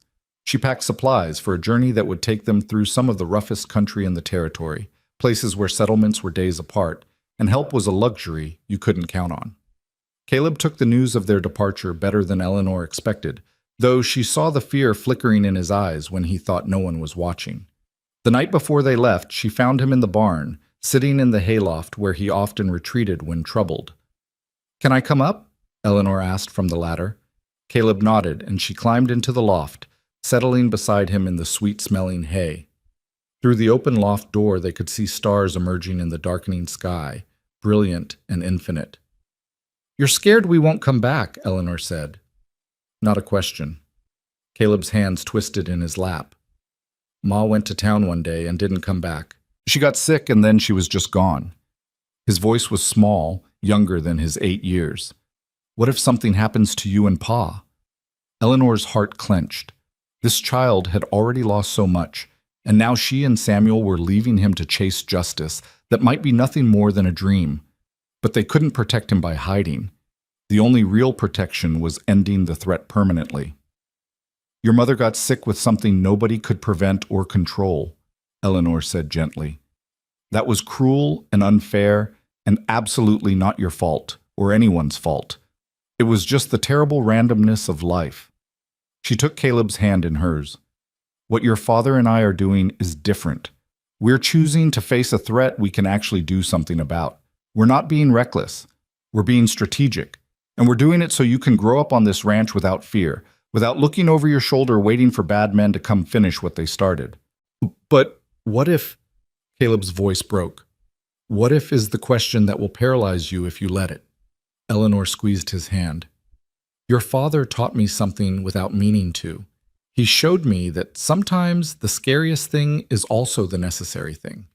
That running from fear doesn't make you safer. It just makes you smaller. She turned to look at him directly. I'm coming back, Caleb. Your father is coming back. And when we do, we're going to have the evidence we need to end this threat once and for all. That's a promise. Caleb searched her face in the dimming light. You promise? Really? I promise.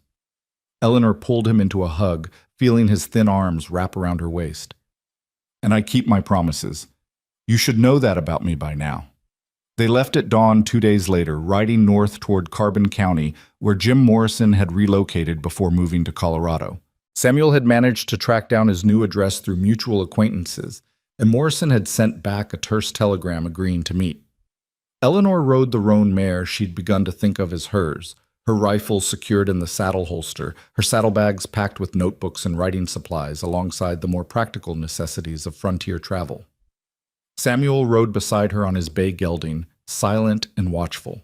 They'd fallen into an easy partnership over the weeks of their marriage, learning each other's rhythms and habits. Eleanor discovered that Samuel was most communicative in the early mornings and late evenings, that he had a dry sense of humor that emerged when he felt comfortable, that he was fiercely protective but also respected her competence enough not to coddle her. And Samuel had learned that Eleanor was tougher than she looked, that her education masked a core of determination that wouldn't bend under pressure, that she had a strategic mind that complemented his more direct approach.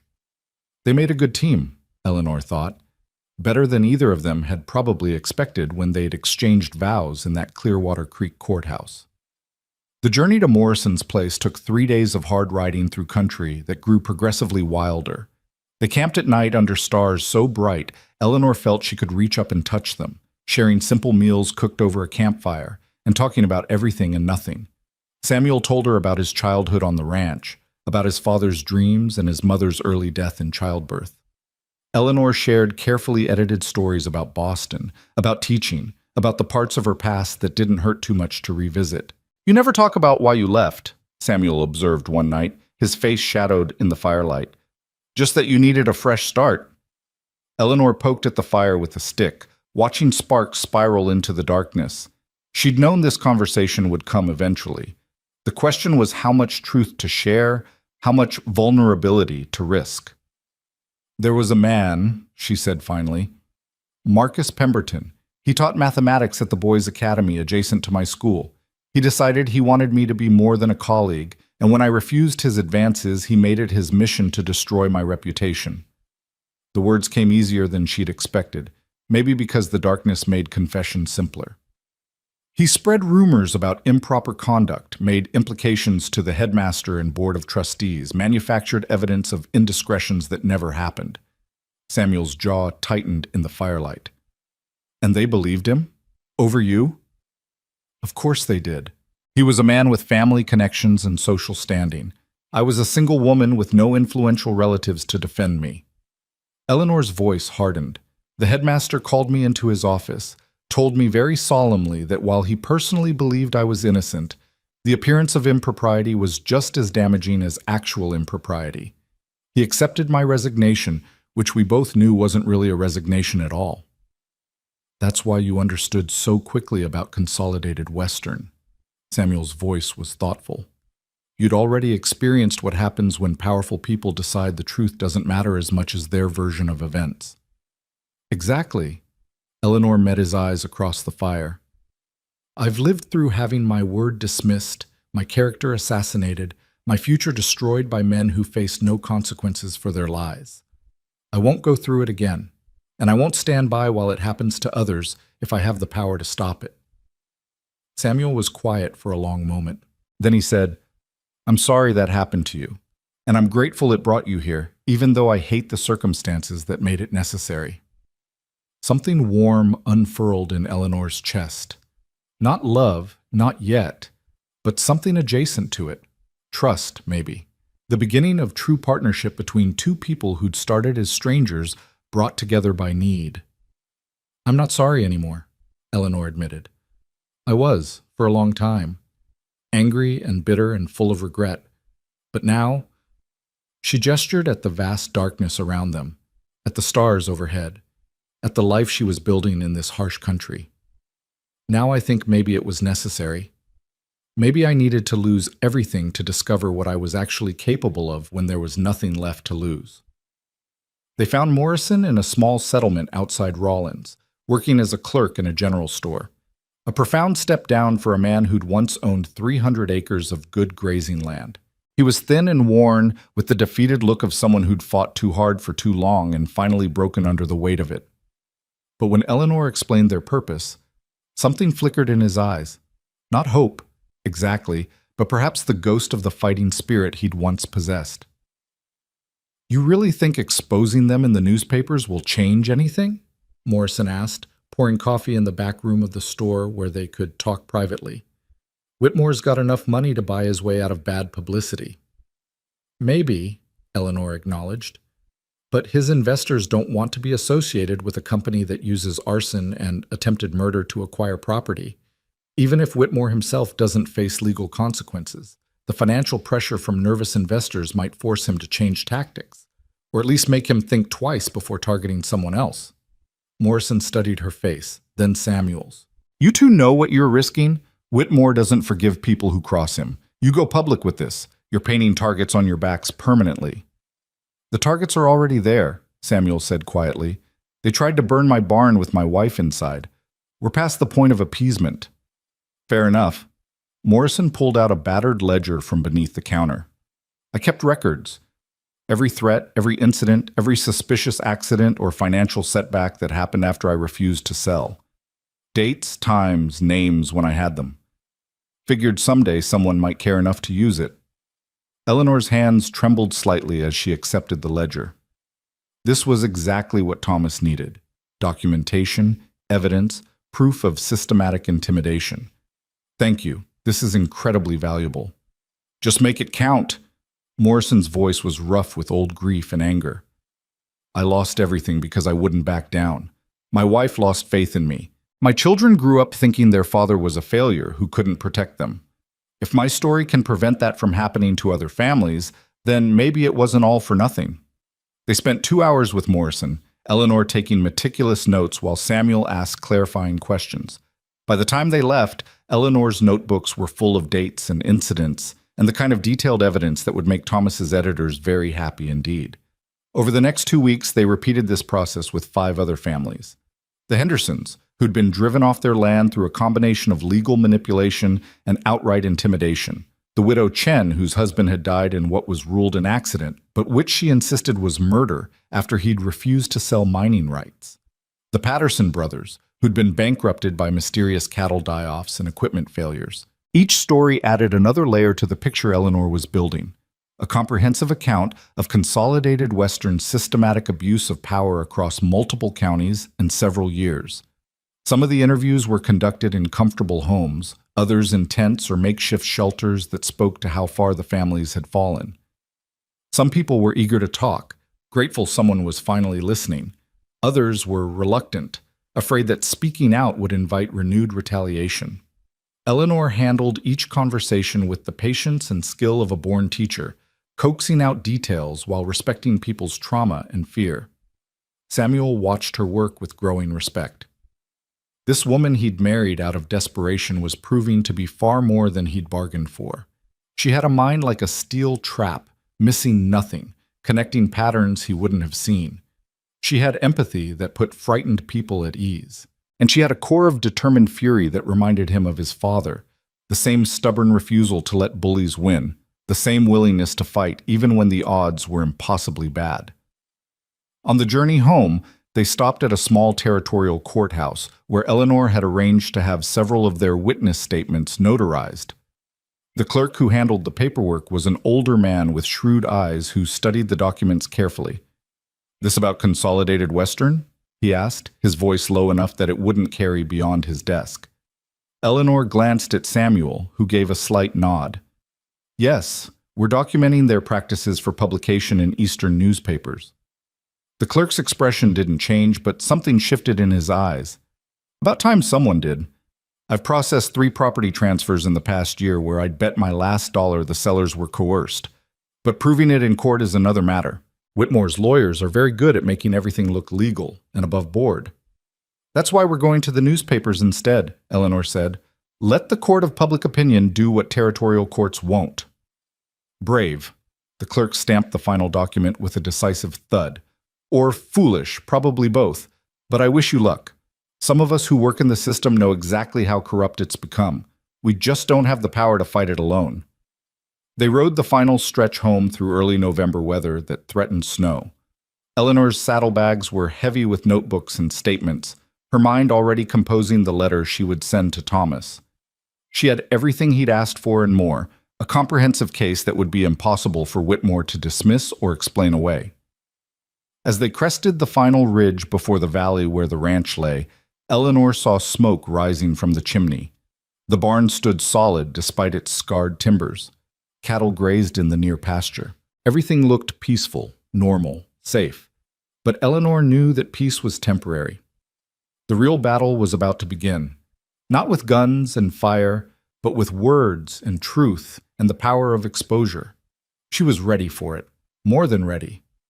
Samuel reached over and took her hand the first time he'd initiated such contact. "Whatever comes next, we face it together." Eleanor squeezed his hand in return, feeling the calluses that spoke of hard work and honest labor. "Together," she agreed. They rode down into the valley as the first snowflakes began to fall, 2 people who'd started as strangers bound by desperation and were becoming something else entirely. Partners, allies. Maybe, eventually, something more. But first, they had a fight to win. And Eleanor Hart, who'd once fled conflict in Boston, was done running. She was planting her feet, raising her voice, and daring Maxwell Whitmore to try to silence her. The man would learn what men before him had failed to understand. Eleanor Price might have been broken, but Eleanor Hart was made of sterner stuff, forged in frontier fire and tempered by injustice, overcome. And she was just getting started. Caleb met them at the edge of the property, riding his buckskin pony at a speed that made Eleanor's heart leap into her throat. But he was grinning, truly grinning for the first time since she'd met him, and when he reached them, he practically launched himself from his saddle into Samuel's arms. "You came back! You both came back!" Caleb's voice was muffled against his father's shoulder, but Eleanor heard the relief in it, the fear that had finally been allowed to release. Samuel held his son tight, one hand cradling the back of Caleb's head. "Told you we would. Hearts keep their promises." Caleb pulled back enough to look at Eleanor, his eyes bright. "Did you get what you needed? Did people talk to you?" "They talked," Eleanor confirmed, dismounting with legs stiff from days in the saddle. "We have everything we need and then some. Now comes the hard part, putting it all together in a way that can't be ignored." Ben Cartwright emerged from the barn, his weathered face creasing into a smile. "Good to see you both in one piece. Was starting to worry when that storm rolled through yesterday." "We sheltered in a line shack near the Henderson place," Samuel said, setting Caleb down but keeping one hand on his son's shoulder, as if reassuring himself the boy was real and safe. "Any trouble here?" "Quiet as a Sunday morning. Few riders passed by on the main road, but nobody came onto the property. Taggart and his boys seemed to be laying low." Ben's expression turned serious. "Which worries me more than if they'd made another move. Quiet men plotting are more dangerous than loud men threatening." Eleanor knew he was right. In the 3 weeks since the barn fire, Consolidated Western had made no further attempts at intimidation. No cut fences, no missing cattle, no midnight visitors. Just silence, which could mean either they'd given up or they were planning something bigger. That night, after Caleb had finally been coaxed to bed and Ben had retired to the bunkhouse, Eleanor and Samuel sat at the kitchen table surrounded by notebooks and statements. The lamp cast a circle of warm light in the darkness, creating an island of purpose in the quiet house. "There's a pattern," Eleanor said, her finger tracing connections between different accounts. Every time someone refused to sell, the same sequence of events followed. First came the reasonable offer. Then when that was refused, came the accidents, livestock losses, equipment failures, things that could be explained away as bad luck. Then came the direct threats, usually delivered by Taggart or men like him. And finally, if people still wouldn't sell, came the violence or legal manipulation that forced them off their land. Samuel studied the timeline she'd created. We're in the final stage. They've tried intimidation, they've tried violence with the barn fire. Next comes either another escalation or they'll try to destroy us financially through the courts. Which is why we need to move first. Eleanor pulled out a fresh sheet of paper and began drafting the letter to Thomas Whitfield. Her handwriting was steady despite her exhaustion, each word chosen with care. This wasn't just correspondence between friends. This was ammunition. Evidence. The foundation for a fight that would be waged in newspaper columns and investor meetings rather than with guns and fire. She wrote through the night, Samuel eventually dozing in his chair while Eleanor's pen scratched across page after page. She detailed every incident, named every victim, connected every thread of Consolidated Western's systematic abuse of power. She wrote with the clarity of a teacher explaining a complex topic and the passion of someone who'd experienced injustice firsthand. By the time dawnlight began filtering through the windows, she had 15 pages of tightly written testimony that would make any editor sit up and take notice. "It's good," Samuel said, reading over her shoulder. He'd woken an hour earlier but had sat quietly, not wanting to disturb her concentration. "Better than good. It's damning. Whitmore won't be able to explain this away." "He'll try." Eleanor set down her pen, flexing fingers cramped from hours of writing. Men like him always do. He'll call it biased reporting, claim we're disgruntled troublemakers with an axe to grind. But the sheer number of victims, the documented pattern, the notarized statements, that's harder to dismiss. She sealed the letter along with copies of the most crucial witness statements and addressed it to Thomas Whitfield at the Boston Globe. Samuel would take it to town that morning, send it by the fastest post available. Then they would wait and prepare for whatever response came. But Eleanor wasn't content to simply wait. Over the next 2 weeks, while Samuel worked on winterizing the ranch and preparing for the harsh months ahead, Eleanor wrote more letters. She wrote to the territorial governor, detailing Consolidated Western's practices and requesting an investigation. She wrote to the territorial newspaper in Cheyenne, sending them a condensed version of her report. She even wrote to several of Whitmore's known investors back east, politely inquiring whether they were aware of how their capital was being employed in Wyoming territory. "You're poking a hornet's nest with a very sharp stick," Ben observed one afternoon, watching Eleanor seal yet another envelope. He'd taken to stopping by regularly, ostensibly to check on the ranch, but really, Eleanor suspected, to make sure they were still alive and unmolested. "I'm making sure the hornets know they're being watched," Eleanor corrected, "that their actions have witnesses and consequences. Men like Whitmore rely on operating in darkness. I'm turning on every light I can find." The response came faster than Eleanor expected. 2 weeks after sending her initial letter to Thomas, a telegram arrived from the Clearwater Creek post office. Samuel brought it home with hands that trembled slightly as he passed it to Eleanor. She opened it with her heart pounding. The message was brief. Article published, stop response significant. Stop investors demanding answers. Stop more to follow. Stop Whitfield.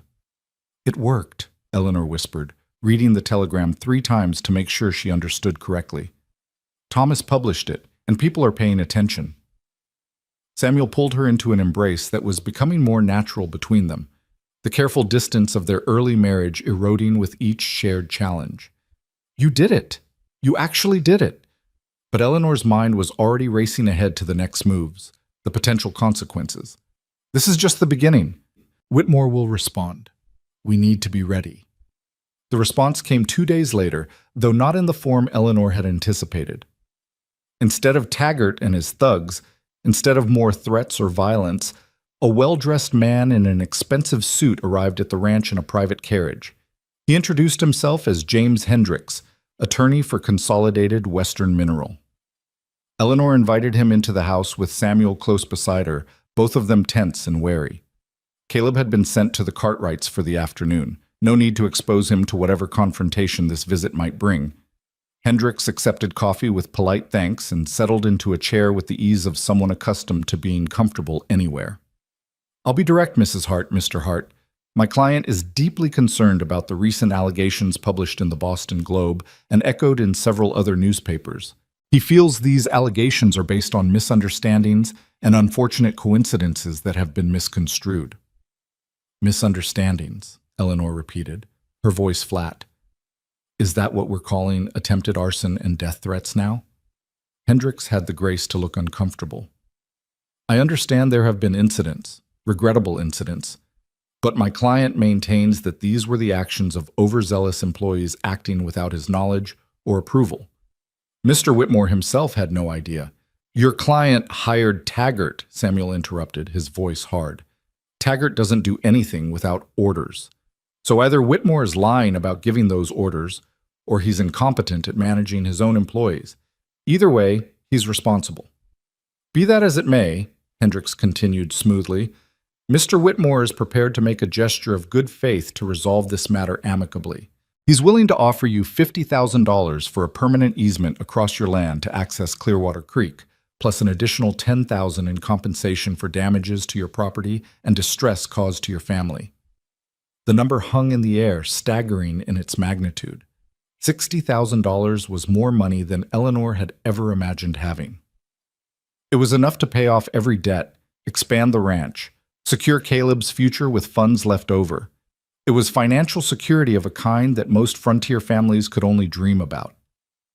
Eleanor looked at Samuel and saw the conflict in his face. The practical part of him that knew what that money could mean, warring with the stubborn pride that had kept him fighting this long. "And in exchange for this generous offer?" Eleanor asked, knowing there had to be conditions. "Mr. Whitmore would require a signed statement from both of you retracting your allegations and acknowledging that any difficulties you experienced were misunderstandings. Additionally, you would agree not to make any further public statements about Consolidated Western or its business practices." Hendricks pulled out a prepared contract, setting it on the table between them. "This is a limited-time offer, good for 48 hours. After that, Mr. Whitmore will be forced to pursue other remedies, including legal action for defamation." There it was, the trap wrapped in velvet. Take the money in silence or face the full weight of Whitmore's legal and financial resources in a fight that could bankrupt them, even if they won. Eleanor felt Samuel's hand find hers under the table, squeezing gently. A question and a promise wrapped together. Whatever they decided together. "Mr. Hendricks?" Eleanor said carefully. "Would you excuse us for a moment? My husband and I need to discuss this privately." "Of course." Hendricks stood, moving to examine the books on Samuel's shelf, with the casual interest of someone who had all the time in the world. Eleanor and Samuel stepped out onto the porch, closing the door behind them. The November air was cold and sharp, carrying the promise of snow. In the distance, cattle grazed peacefully, unaware that their future was being negotiated inside the house. $60,000, Samuel said quietly. "That's more than this ranch will earn in 10 years, even in good years." "I know." Eleanor leaned against the porch rail, her mind churning through possibilities and consequences. "It would solve every financial problem we have. Secure Caleb's future. Let us live without constantly looking over our shoulders. But it would mean letting Whitmore win. It would mean abandoning every other family he'll target after us. It would mean teaching Caleb that powerful men can buy their way out of accountability for their actions." Eleanor turned to face Samuel. "And it would mean I broke my promise to all those people who trusted me with their stories. Morrison and the Hendersons and the widow Chen and all the others who thought maybe this time someone would actually fight for them." Samuel was quiet for a long moment. his eyes scanning the land his father had claimed and built and passed down with the weight of legacy and expectation. My father used to say that a man's worth isn't measured by what he owns, but by what he's willing to sacrifice for what's right. I never really understood that until now. What are you saying? I'm saying that money can't buy back your integrity once you've sold it.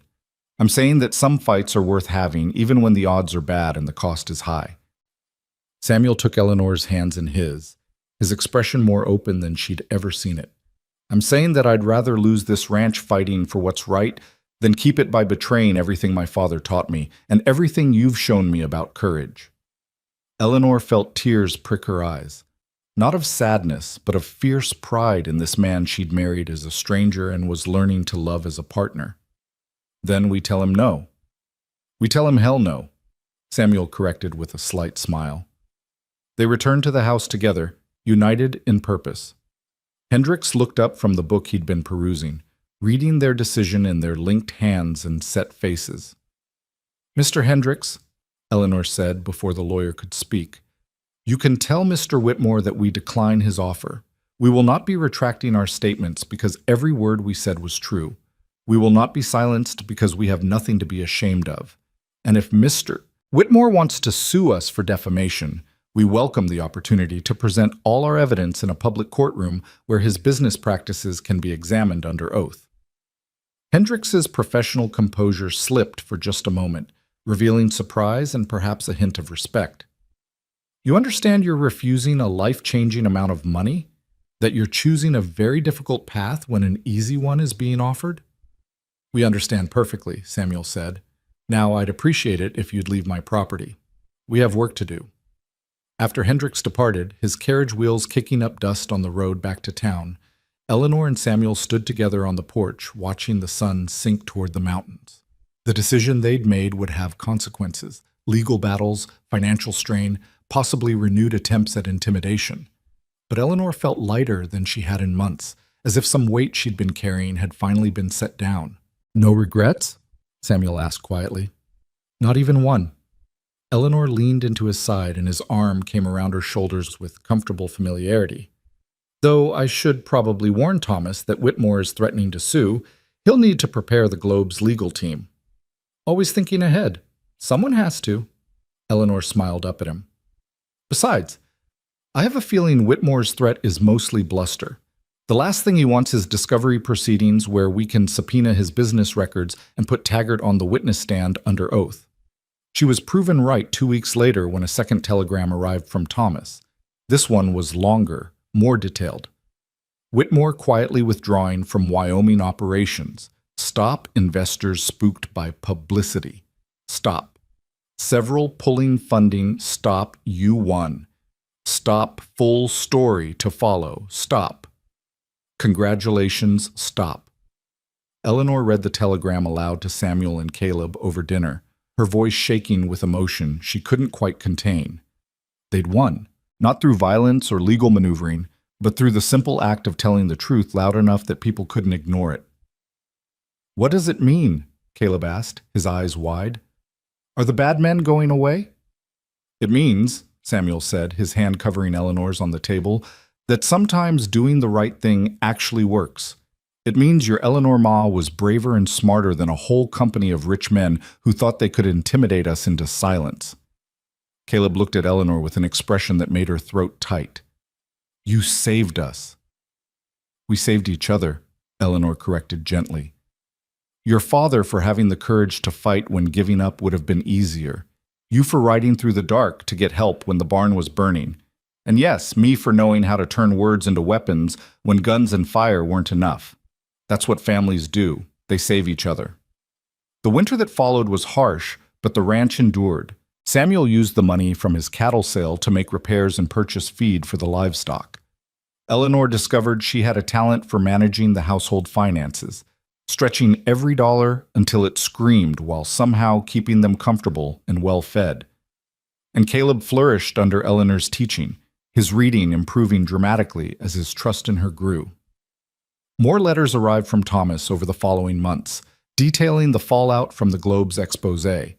Consolidated Western had indeed withdrawn from Wyoming territory, their investors spooked by the bad publicity and the potential for legal liability. Maxwell Whitmore had resigned from the company entirely, though rumors suggested he'd been forced out by a board of directors desperate to distance themselves from the scandal. Taggart and several of his men had been arrested on outstanding warrants in other territories. Apparently their work for Whitmore hadn't been their first foray into intimidation and violence. And perhaps most satisfying, several of the families Eleanor had interviewed reported receiving settlements from Consolidated Western's remaining leadership, who were trying to clean up the company's reputation. Not full restitution for what they'd lost, but enough to help them start rebuilding. "You change things," Samuel said one evening in early spring. They were sitting on the porch watching Caleb play with a new puppy Ben Cartwright had brought by, claiming his dog had birthed more puppies than he knew what to do with. The air smelled of warming earth and new growth, the world coming back to life after winter's dormancy. "Not just for us, but for all of them. You gave them something they'd lost. Hope that justice was possible." Eleanor leaned her head against Samuel's shoulder, comfortable in a way she'd never been with another person. "I just told the truth. The rest was people finally being willing to listen. It was more than that." Samuel's arm tightened around her. "You stood up when standing up could have gotten you killed. You fought when fighting seemed hopeless. He paused, seeming to struggle with words. "You saved this ranch. You saved Caleb. You saved me from becoming the kind of bitter, defeated man I saw in Morrison's eyes." Eleanor turned to look at him, seeing in his face something that had been growing between them for months but hadn't yet been named. "Samuel, I love you." The words came out rough, unpracticed, as if he wasn't entirely sure how to say them. "I know that wasn't part of our arrangement. I know you came here fleeing one situation and looking for practical security, not romance. But I need you to know that somewhere between you stepping off that stagecoach and now, this stopped being a marriage of convenience and became something real, at least for me." Eleanor's heart felt too large for her chest. She'd been so focused on fighting external battles that she'd barely noticed the internal transformation happening in her own feelings. But Samuel was right. This had become real. She cared about this man, about his quiet strength and stubborn integrity. She'd come to treasure their evening conversations and the way he looked at her like she was remarkable instead of merely useful. "I love you too," Eleanor admitted, the words feeling both terrifying and liberating. "I didn't expect to. I thought I'd be content with respect and partnership and a safe place to rebuild my life. But you've given me so much more than that. You've given me a home, a family, a purpose beyond just survival." Samuel kissed her then, properly this time, not the formal brush of lips from their wedding, but something genuine and deep and full of promise. When they pulled apart, Eleanor was breathless and grinning, feeling younger than she had in years. "Does this mean you're really my ma now?" Caleb's voice made them both jump. The boy stood at the bottom of the porch steps, the puppy wriggling in his arms, his expression cautiously hopeful. Eleanor laughed, wiping at her eyes. "If you want me to be. I know I'm not your first mother, Caleb. I could never replace Hope. But if you'll let me, I'd be honored to be your mother in my own way." Caleb considered this with his characteristic seriousness. Then he smiled, that rare, genuine smile that transformed his whole face. "I'd like that. You're different from Ma, but different isn't bad. Different is just different." "Wise words from a very smart boy," Samuel said, pulling Caleb up onto the porch and into a three-way embrace that felt like the family they'd become rather than the practical arrangement they'd started as. That night, after Caleb had been tucked into bed with his new puppy curled at his feet, Eleanor sat at the kitchen table reviewing the ranch's accounts. They were in better shape than they'd been in years, thanks to careful management and the absence of Consolidated Western's interference. There was even a small surplus, enough to consider improvements like expanding the herd or adding irrigation for a larger kitchen garden. Samuel emerged from the bedroom they now shared, having finally moved Eleanor's belongings from the small downstairs room to the larger space upstairs. It had felt like a significant step, an acknowledgement that their marriage had evolved beyond its business-like origins. "Come to bed," Samuel said, leaning against the door frame. "The numbers will still be there tomorrow." Eleanor started to argue, then realized she didn't want to. The accounts could wait. What mattered was this home, this family, this life they were building together. She stood, moving into Samuel's arms with the easy affection of a wife who knew she was cherished. "I have something to tell you," Eleanor said against his chest, feeling his heartbeat steady and strong beneath her cheek. "I wasn't sure at first, but I've been to see the doctor in town, and he confirmed it. I'm expecting a child, our child." Samuel went very still. Then he pulled back to look at her face, his expression cycling through shock and joy and something that might have been awe. "A baby? We're having a baby?" "Due in late September, the doctor thinks." Eleanor smiled at his wonder. "I know we haven't talked about expanding our family, and if you're not ready—" "Not ready! Eleanor, Samuel seemed to run out of words. Instead, he lifted her off her feet and spun her around, both of them laughing like children. When he set her down, his eyes were bright with unshed tears. A baby. A brother or sister for Caleb. A new start for all of us. They told Caleb the next morning over breakfast. His initial response was confusion. Where exactly did babies come from, and how long did they take, and would it be a boy or a girl? But beneath the questions, Eleanor saw excitement building. The idea of being a big brother seemed to appeal to him. "Will the baby look like me or like you?" Caleb asked, studying Eleanor's face thoughtfully. "Maybe a little of both," Eleanor said. "That's how it usually works. Though honestly, babies all look pretty much the same when they're first born. Small and wrinkly and loud." Caleb giggled, then grew serious again. "Will you still have time to teach me if there's a baby?" "Always." Eleanor reached across the table to take his hand. "You're my son, Caleb. Having another child doesn't change that. You'll always be important to me, always be loved, always be part of this family." "Good," Caleb said, satisfied. Then, with the resilience of childhood, he returned his attention to his breakfast as if the conversation had been about something far less momentous. The months that followed were perhaps the happiest of Eleanor's life. Spring gave way to summer, and the ranch thrived under their combined management. Samuel handled the livestock and land, while Eleanor managed the household and finances with increasing confidence. They worked together to plant an expanded garden, including the yellow flowers Caleb insisted on for his first mother's memory, and made improvements to the property that had been deferred for too long. Eleanor's pregnancy progressed smoothly, though the summer heat made her uncomfortable and the baby seemed determined to kick at the most inconvenient times. Samuel was absurdly protective, trying to prevent her from doing anything more strenuous than sitting in the shade with a cool drink. Eleanor ignored him cheerfully and continued managing the household, teaching Caleb and corresponding with the families they'd helped during their fight against Consolidated Western. Several of those families had written to thank her, sharing news of their own recoveries and fresh starts. Morrison had taken his settlement money and purchased a small ranch in Colorado, writing that for the first time in years he felt like himself again. The widow Chen had reopened her late husband's mining claim, hiring honest workers and turning a modest profit. The Hendersons had returned to Wyoming, reclaiming land that Consolidated Western had abandoned in their hasty withdrawal. "You gave them their lives back," Samuel observed, reading over Eleanor's shoulder as she composed a response to Morrison's latest letter. His hand rested on her swollen belly, feeling the baby move beneath his palm. "They gave me mine back too," Eleanor said truthfully. "Fighting for them taught me that I didn't have to accept injustice quietly, that my voice mattered, that I could make a difference." In late September, when the aspens turned gold in the mountains and the air carried the first hint of autumn's chill, Eleanor went into labor. The birth was attended by Mrs. Patterson from town, who'd become a friend over the months, and took the better part of a day. Samuel wore a path in the floorboards, pacing while Caleb sat on the porch with his puppy, trying not to look worried. When the baby finally arrived, a daughter with a shock of dark hair and lungs that announced her displeasure at being born, Eleanor held her and felt something shift in her understanding of the world. This tiny creature was hers and Samuel's, a living symbol of their partnership and the life they'd built from the wreckage of their separate pasts. "She's perfect," Samuel whispered, touching the baby's miniature hand with a finger that seemed enormous by comparison. "What should we name her?" Eleanor had been thinking about this for months. "I'd like to call her Grace.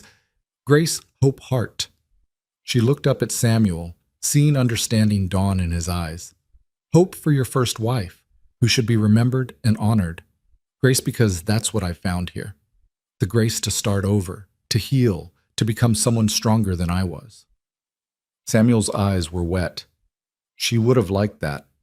Hope would have liked knowing she wasn't forgotten, that she's still part of our family's story. They brought Caleb in to meet his sister, watching as his expression cycled through curiosity and wonder and a tentative kind of love. She's really small, he observed, touching Grace's cheek with gentle fingers. Will she get bigger?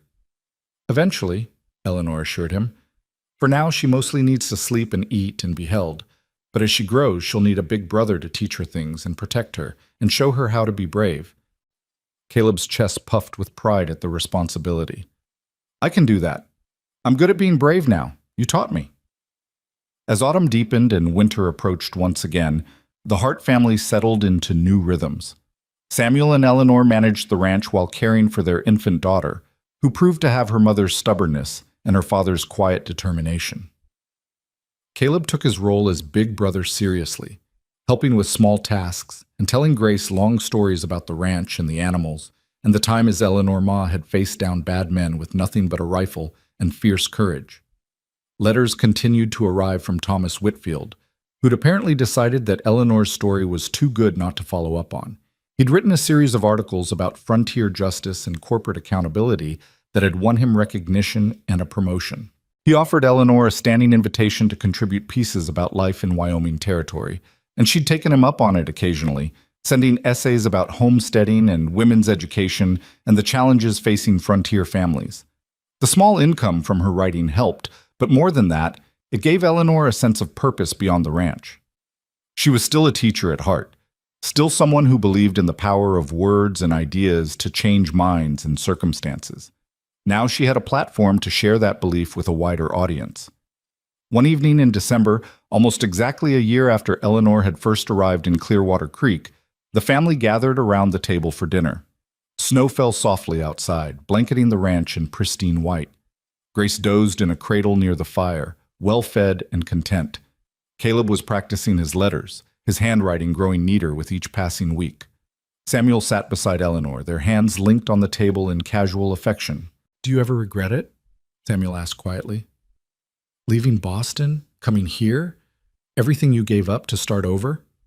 Eleanor considered the question seriously, looking around at the life she'd built, the house she'd made into a home, the husband she'd come to love, the stepson who called her mother, the daughter who bore her eyes in Samuel's stubborn chin, the ranch they'd defended together, the fight they'd won not with violence, but with truth. Not for a single moment, she said honestly. I thought I was coming here to escape my past, to hide from scandal and start over in anonymity. But what I found was so much more than that. I found my voice again, my courage, my purpose. I found a family I chose and who chose me back. Samuel squeezed her hand. I was looking for someone to help me survive. Instead, I found someone who taught me how to live again. Caleb looked up from his letters. Are you two being sappy again? Eleanor laughed, reaching over to ruffle his hair. Probably. You'll understand when you're older. Adults are weird, Caleb pronounced, but he was smiling. Later that night, after Caleb had gone to bed and Grace had been nursed and settled in her cradle, Eleanor and Samuel stood on the porch looking out at their land covered in snow. The moon was full and bright, turning everything silver and magical. A year ago, I stepped off a stagecoach in Clearwater Creek thinking my life was over, Eleanor said softly, that I'd failed at everything that mattered and was reduced to marrying a stranger just to survive. And now? Samuel asked, his arm around her shoulders. Now I know that sometimes what looks like an ending is really a beginning, that sometimes losing everything is the only way to discover what you're truly capable of when there's nothing left to lose.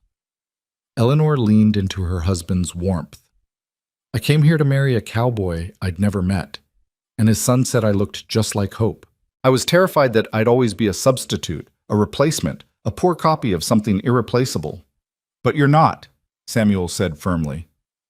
You're Eleanor, unique and remarkable and irreplaceable in your own right. Hope was the love of my youth, and I'll always carry her memory with gratitude. But you're the love of the man I've become, stronger and better for knowing you. Eleanor turned in his arms, looking up at his face in the moonlight. This man who'd been a stranger, this life that had been an escape, this family that had been a desperate gamble, all of it had become more real and true than anything she'd left behind. "Thank you," she whispered, "for taking a chance on a disgraced schoolteacher with a ruined reputation and more stubbornness than sense." "Thank you," Samuel replied, "for being brave enough to stay when leaving would have been easier, for fighting for us when I'd almost forgotten how to fight for myself, for showing Caleb and me that family isn't just blood, it's choice and commitment and showing up even when things are hard."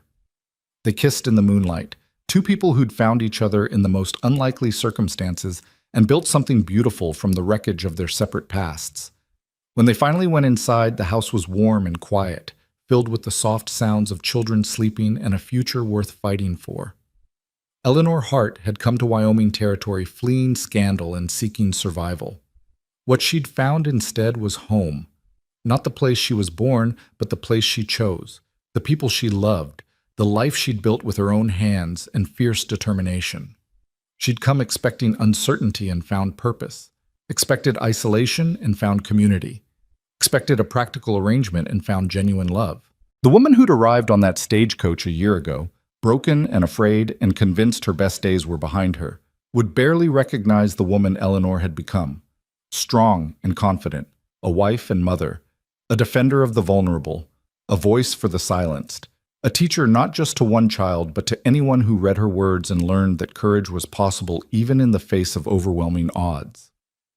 As Eleanor settled into bed beside Samuel that night, with Grace sleeping peacefully nearby and Caleb safely tucked in upstairs, she felt something she hadn't experienced in years, complete and utter contentment.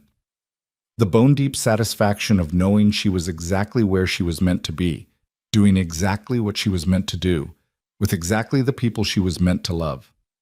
The wind howled outside, winter asserting its dominance over the territory. But inside, the Hart family was warm and safe and together.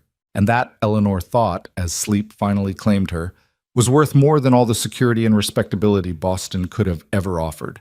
She'd come to marry a stranger. She'd stayed to build a life. And in the process, she'd found something more precious than safety or escape or even justice. She'd found herself, the truest, strongest, most authentic version of Eleanor she'd ever been. The woman who came to marry the cowboy she'd never met had found far more than a husband. She'd found a home, a purpose, and a family she'd chosen with open eyes and an open heart. And she would spend the rest of her days proving that sometimes the best beginnings emerge from the most unexpected endings, and that love, real love, is built not on first impressions or perfect circumstances, but on standing together through fires literal and figurative, choosing each other again and again until choice becomes certainty and certainty becomes forever.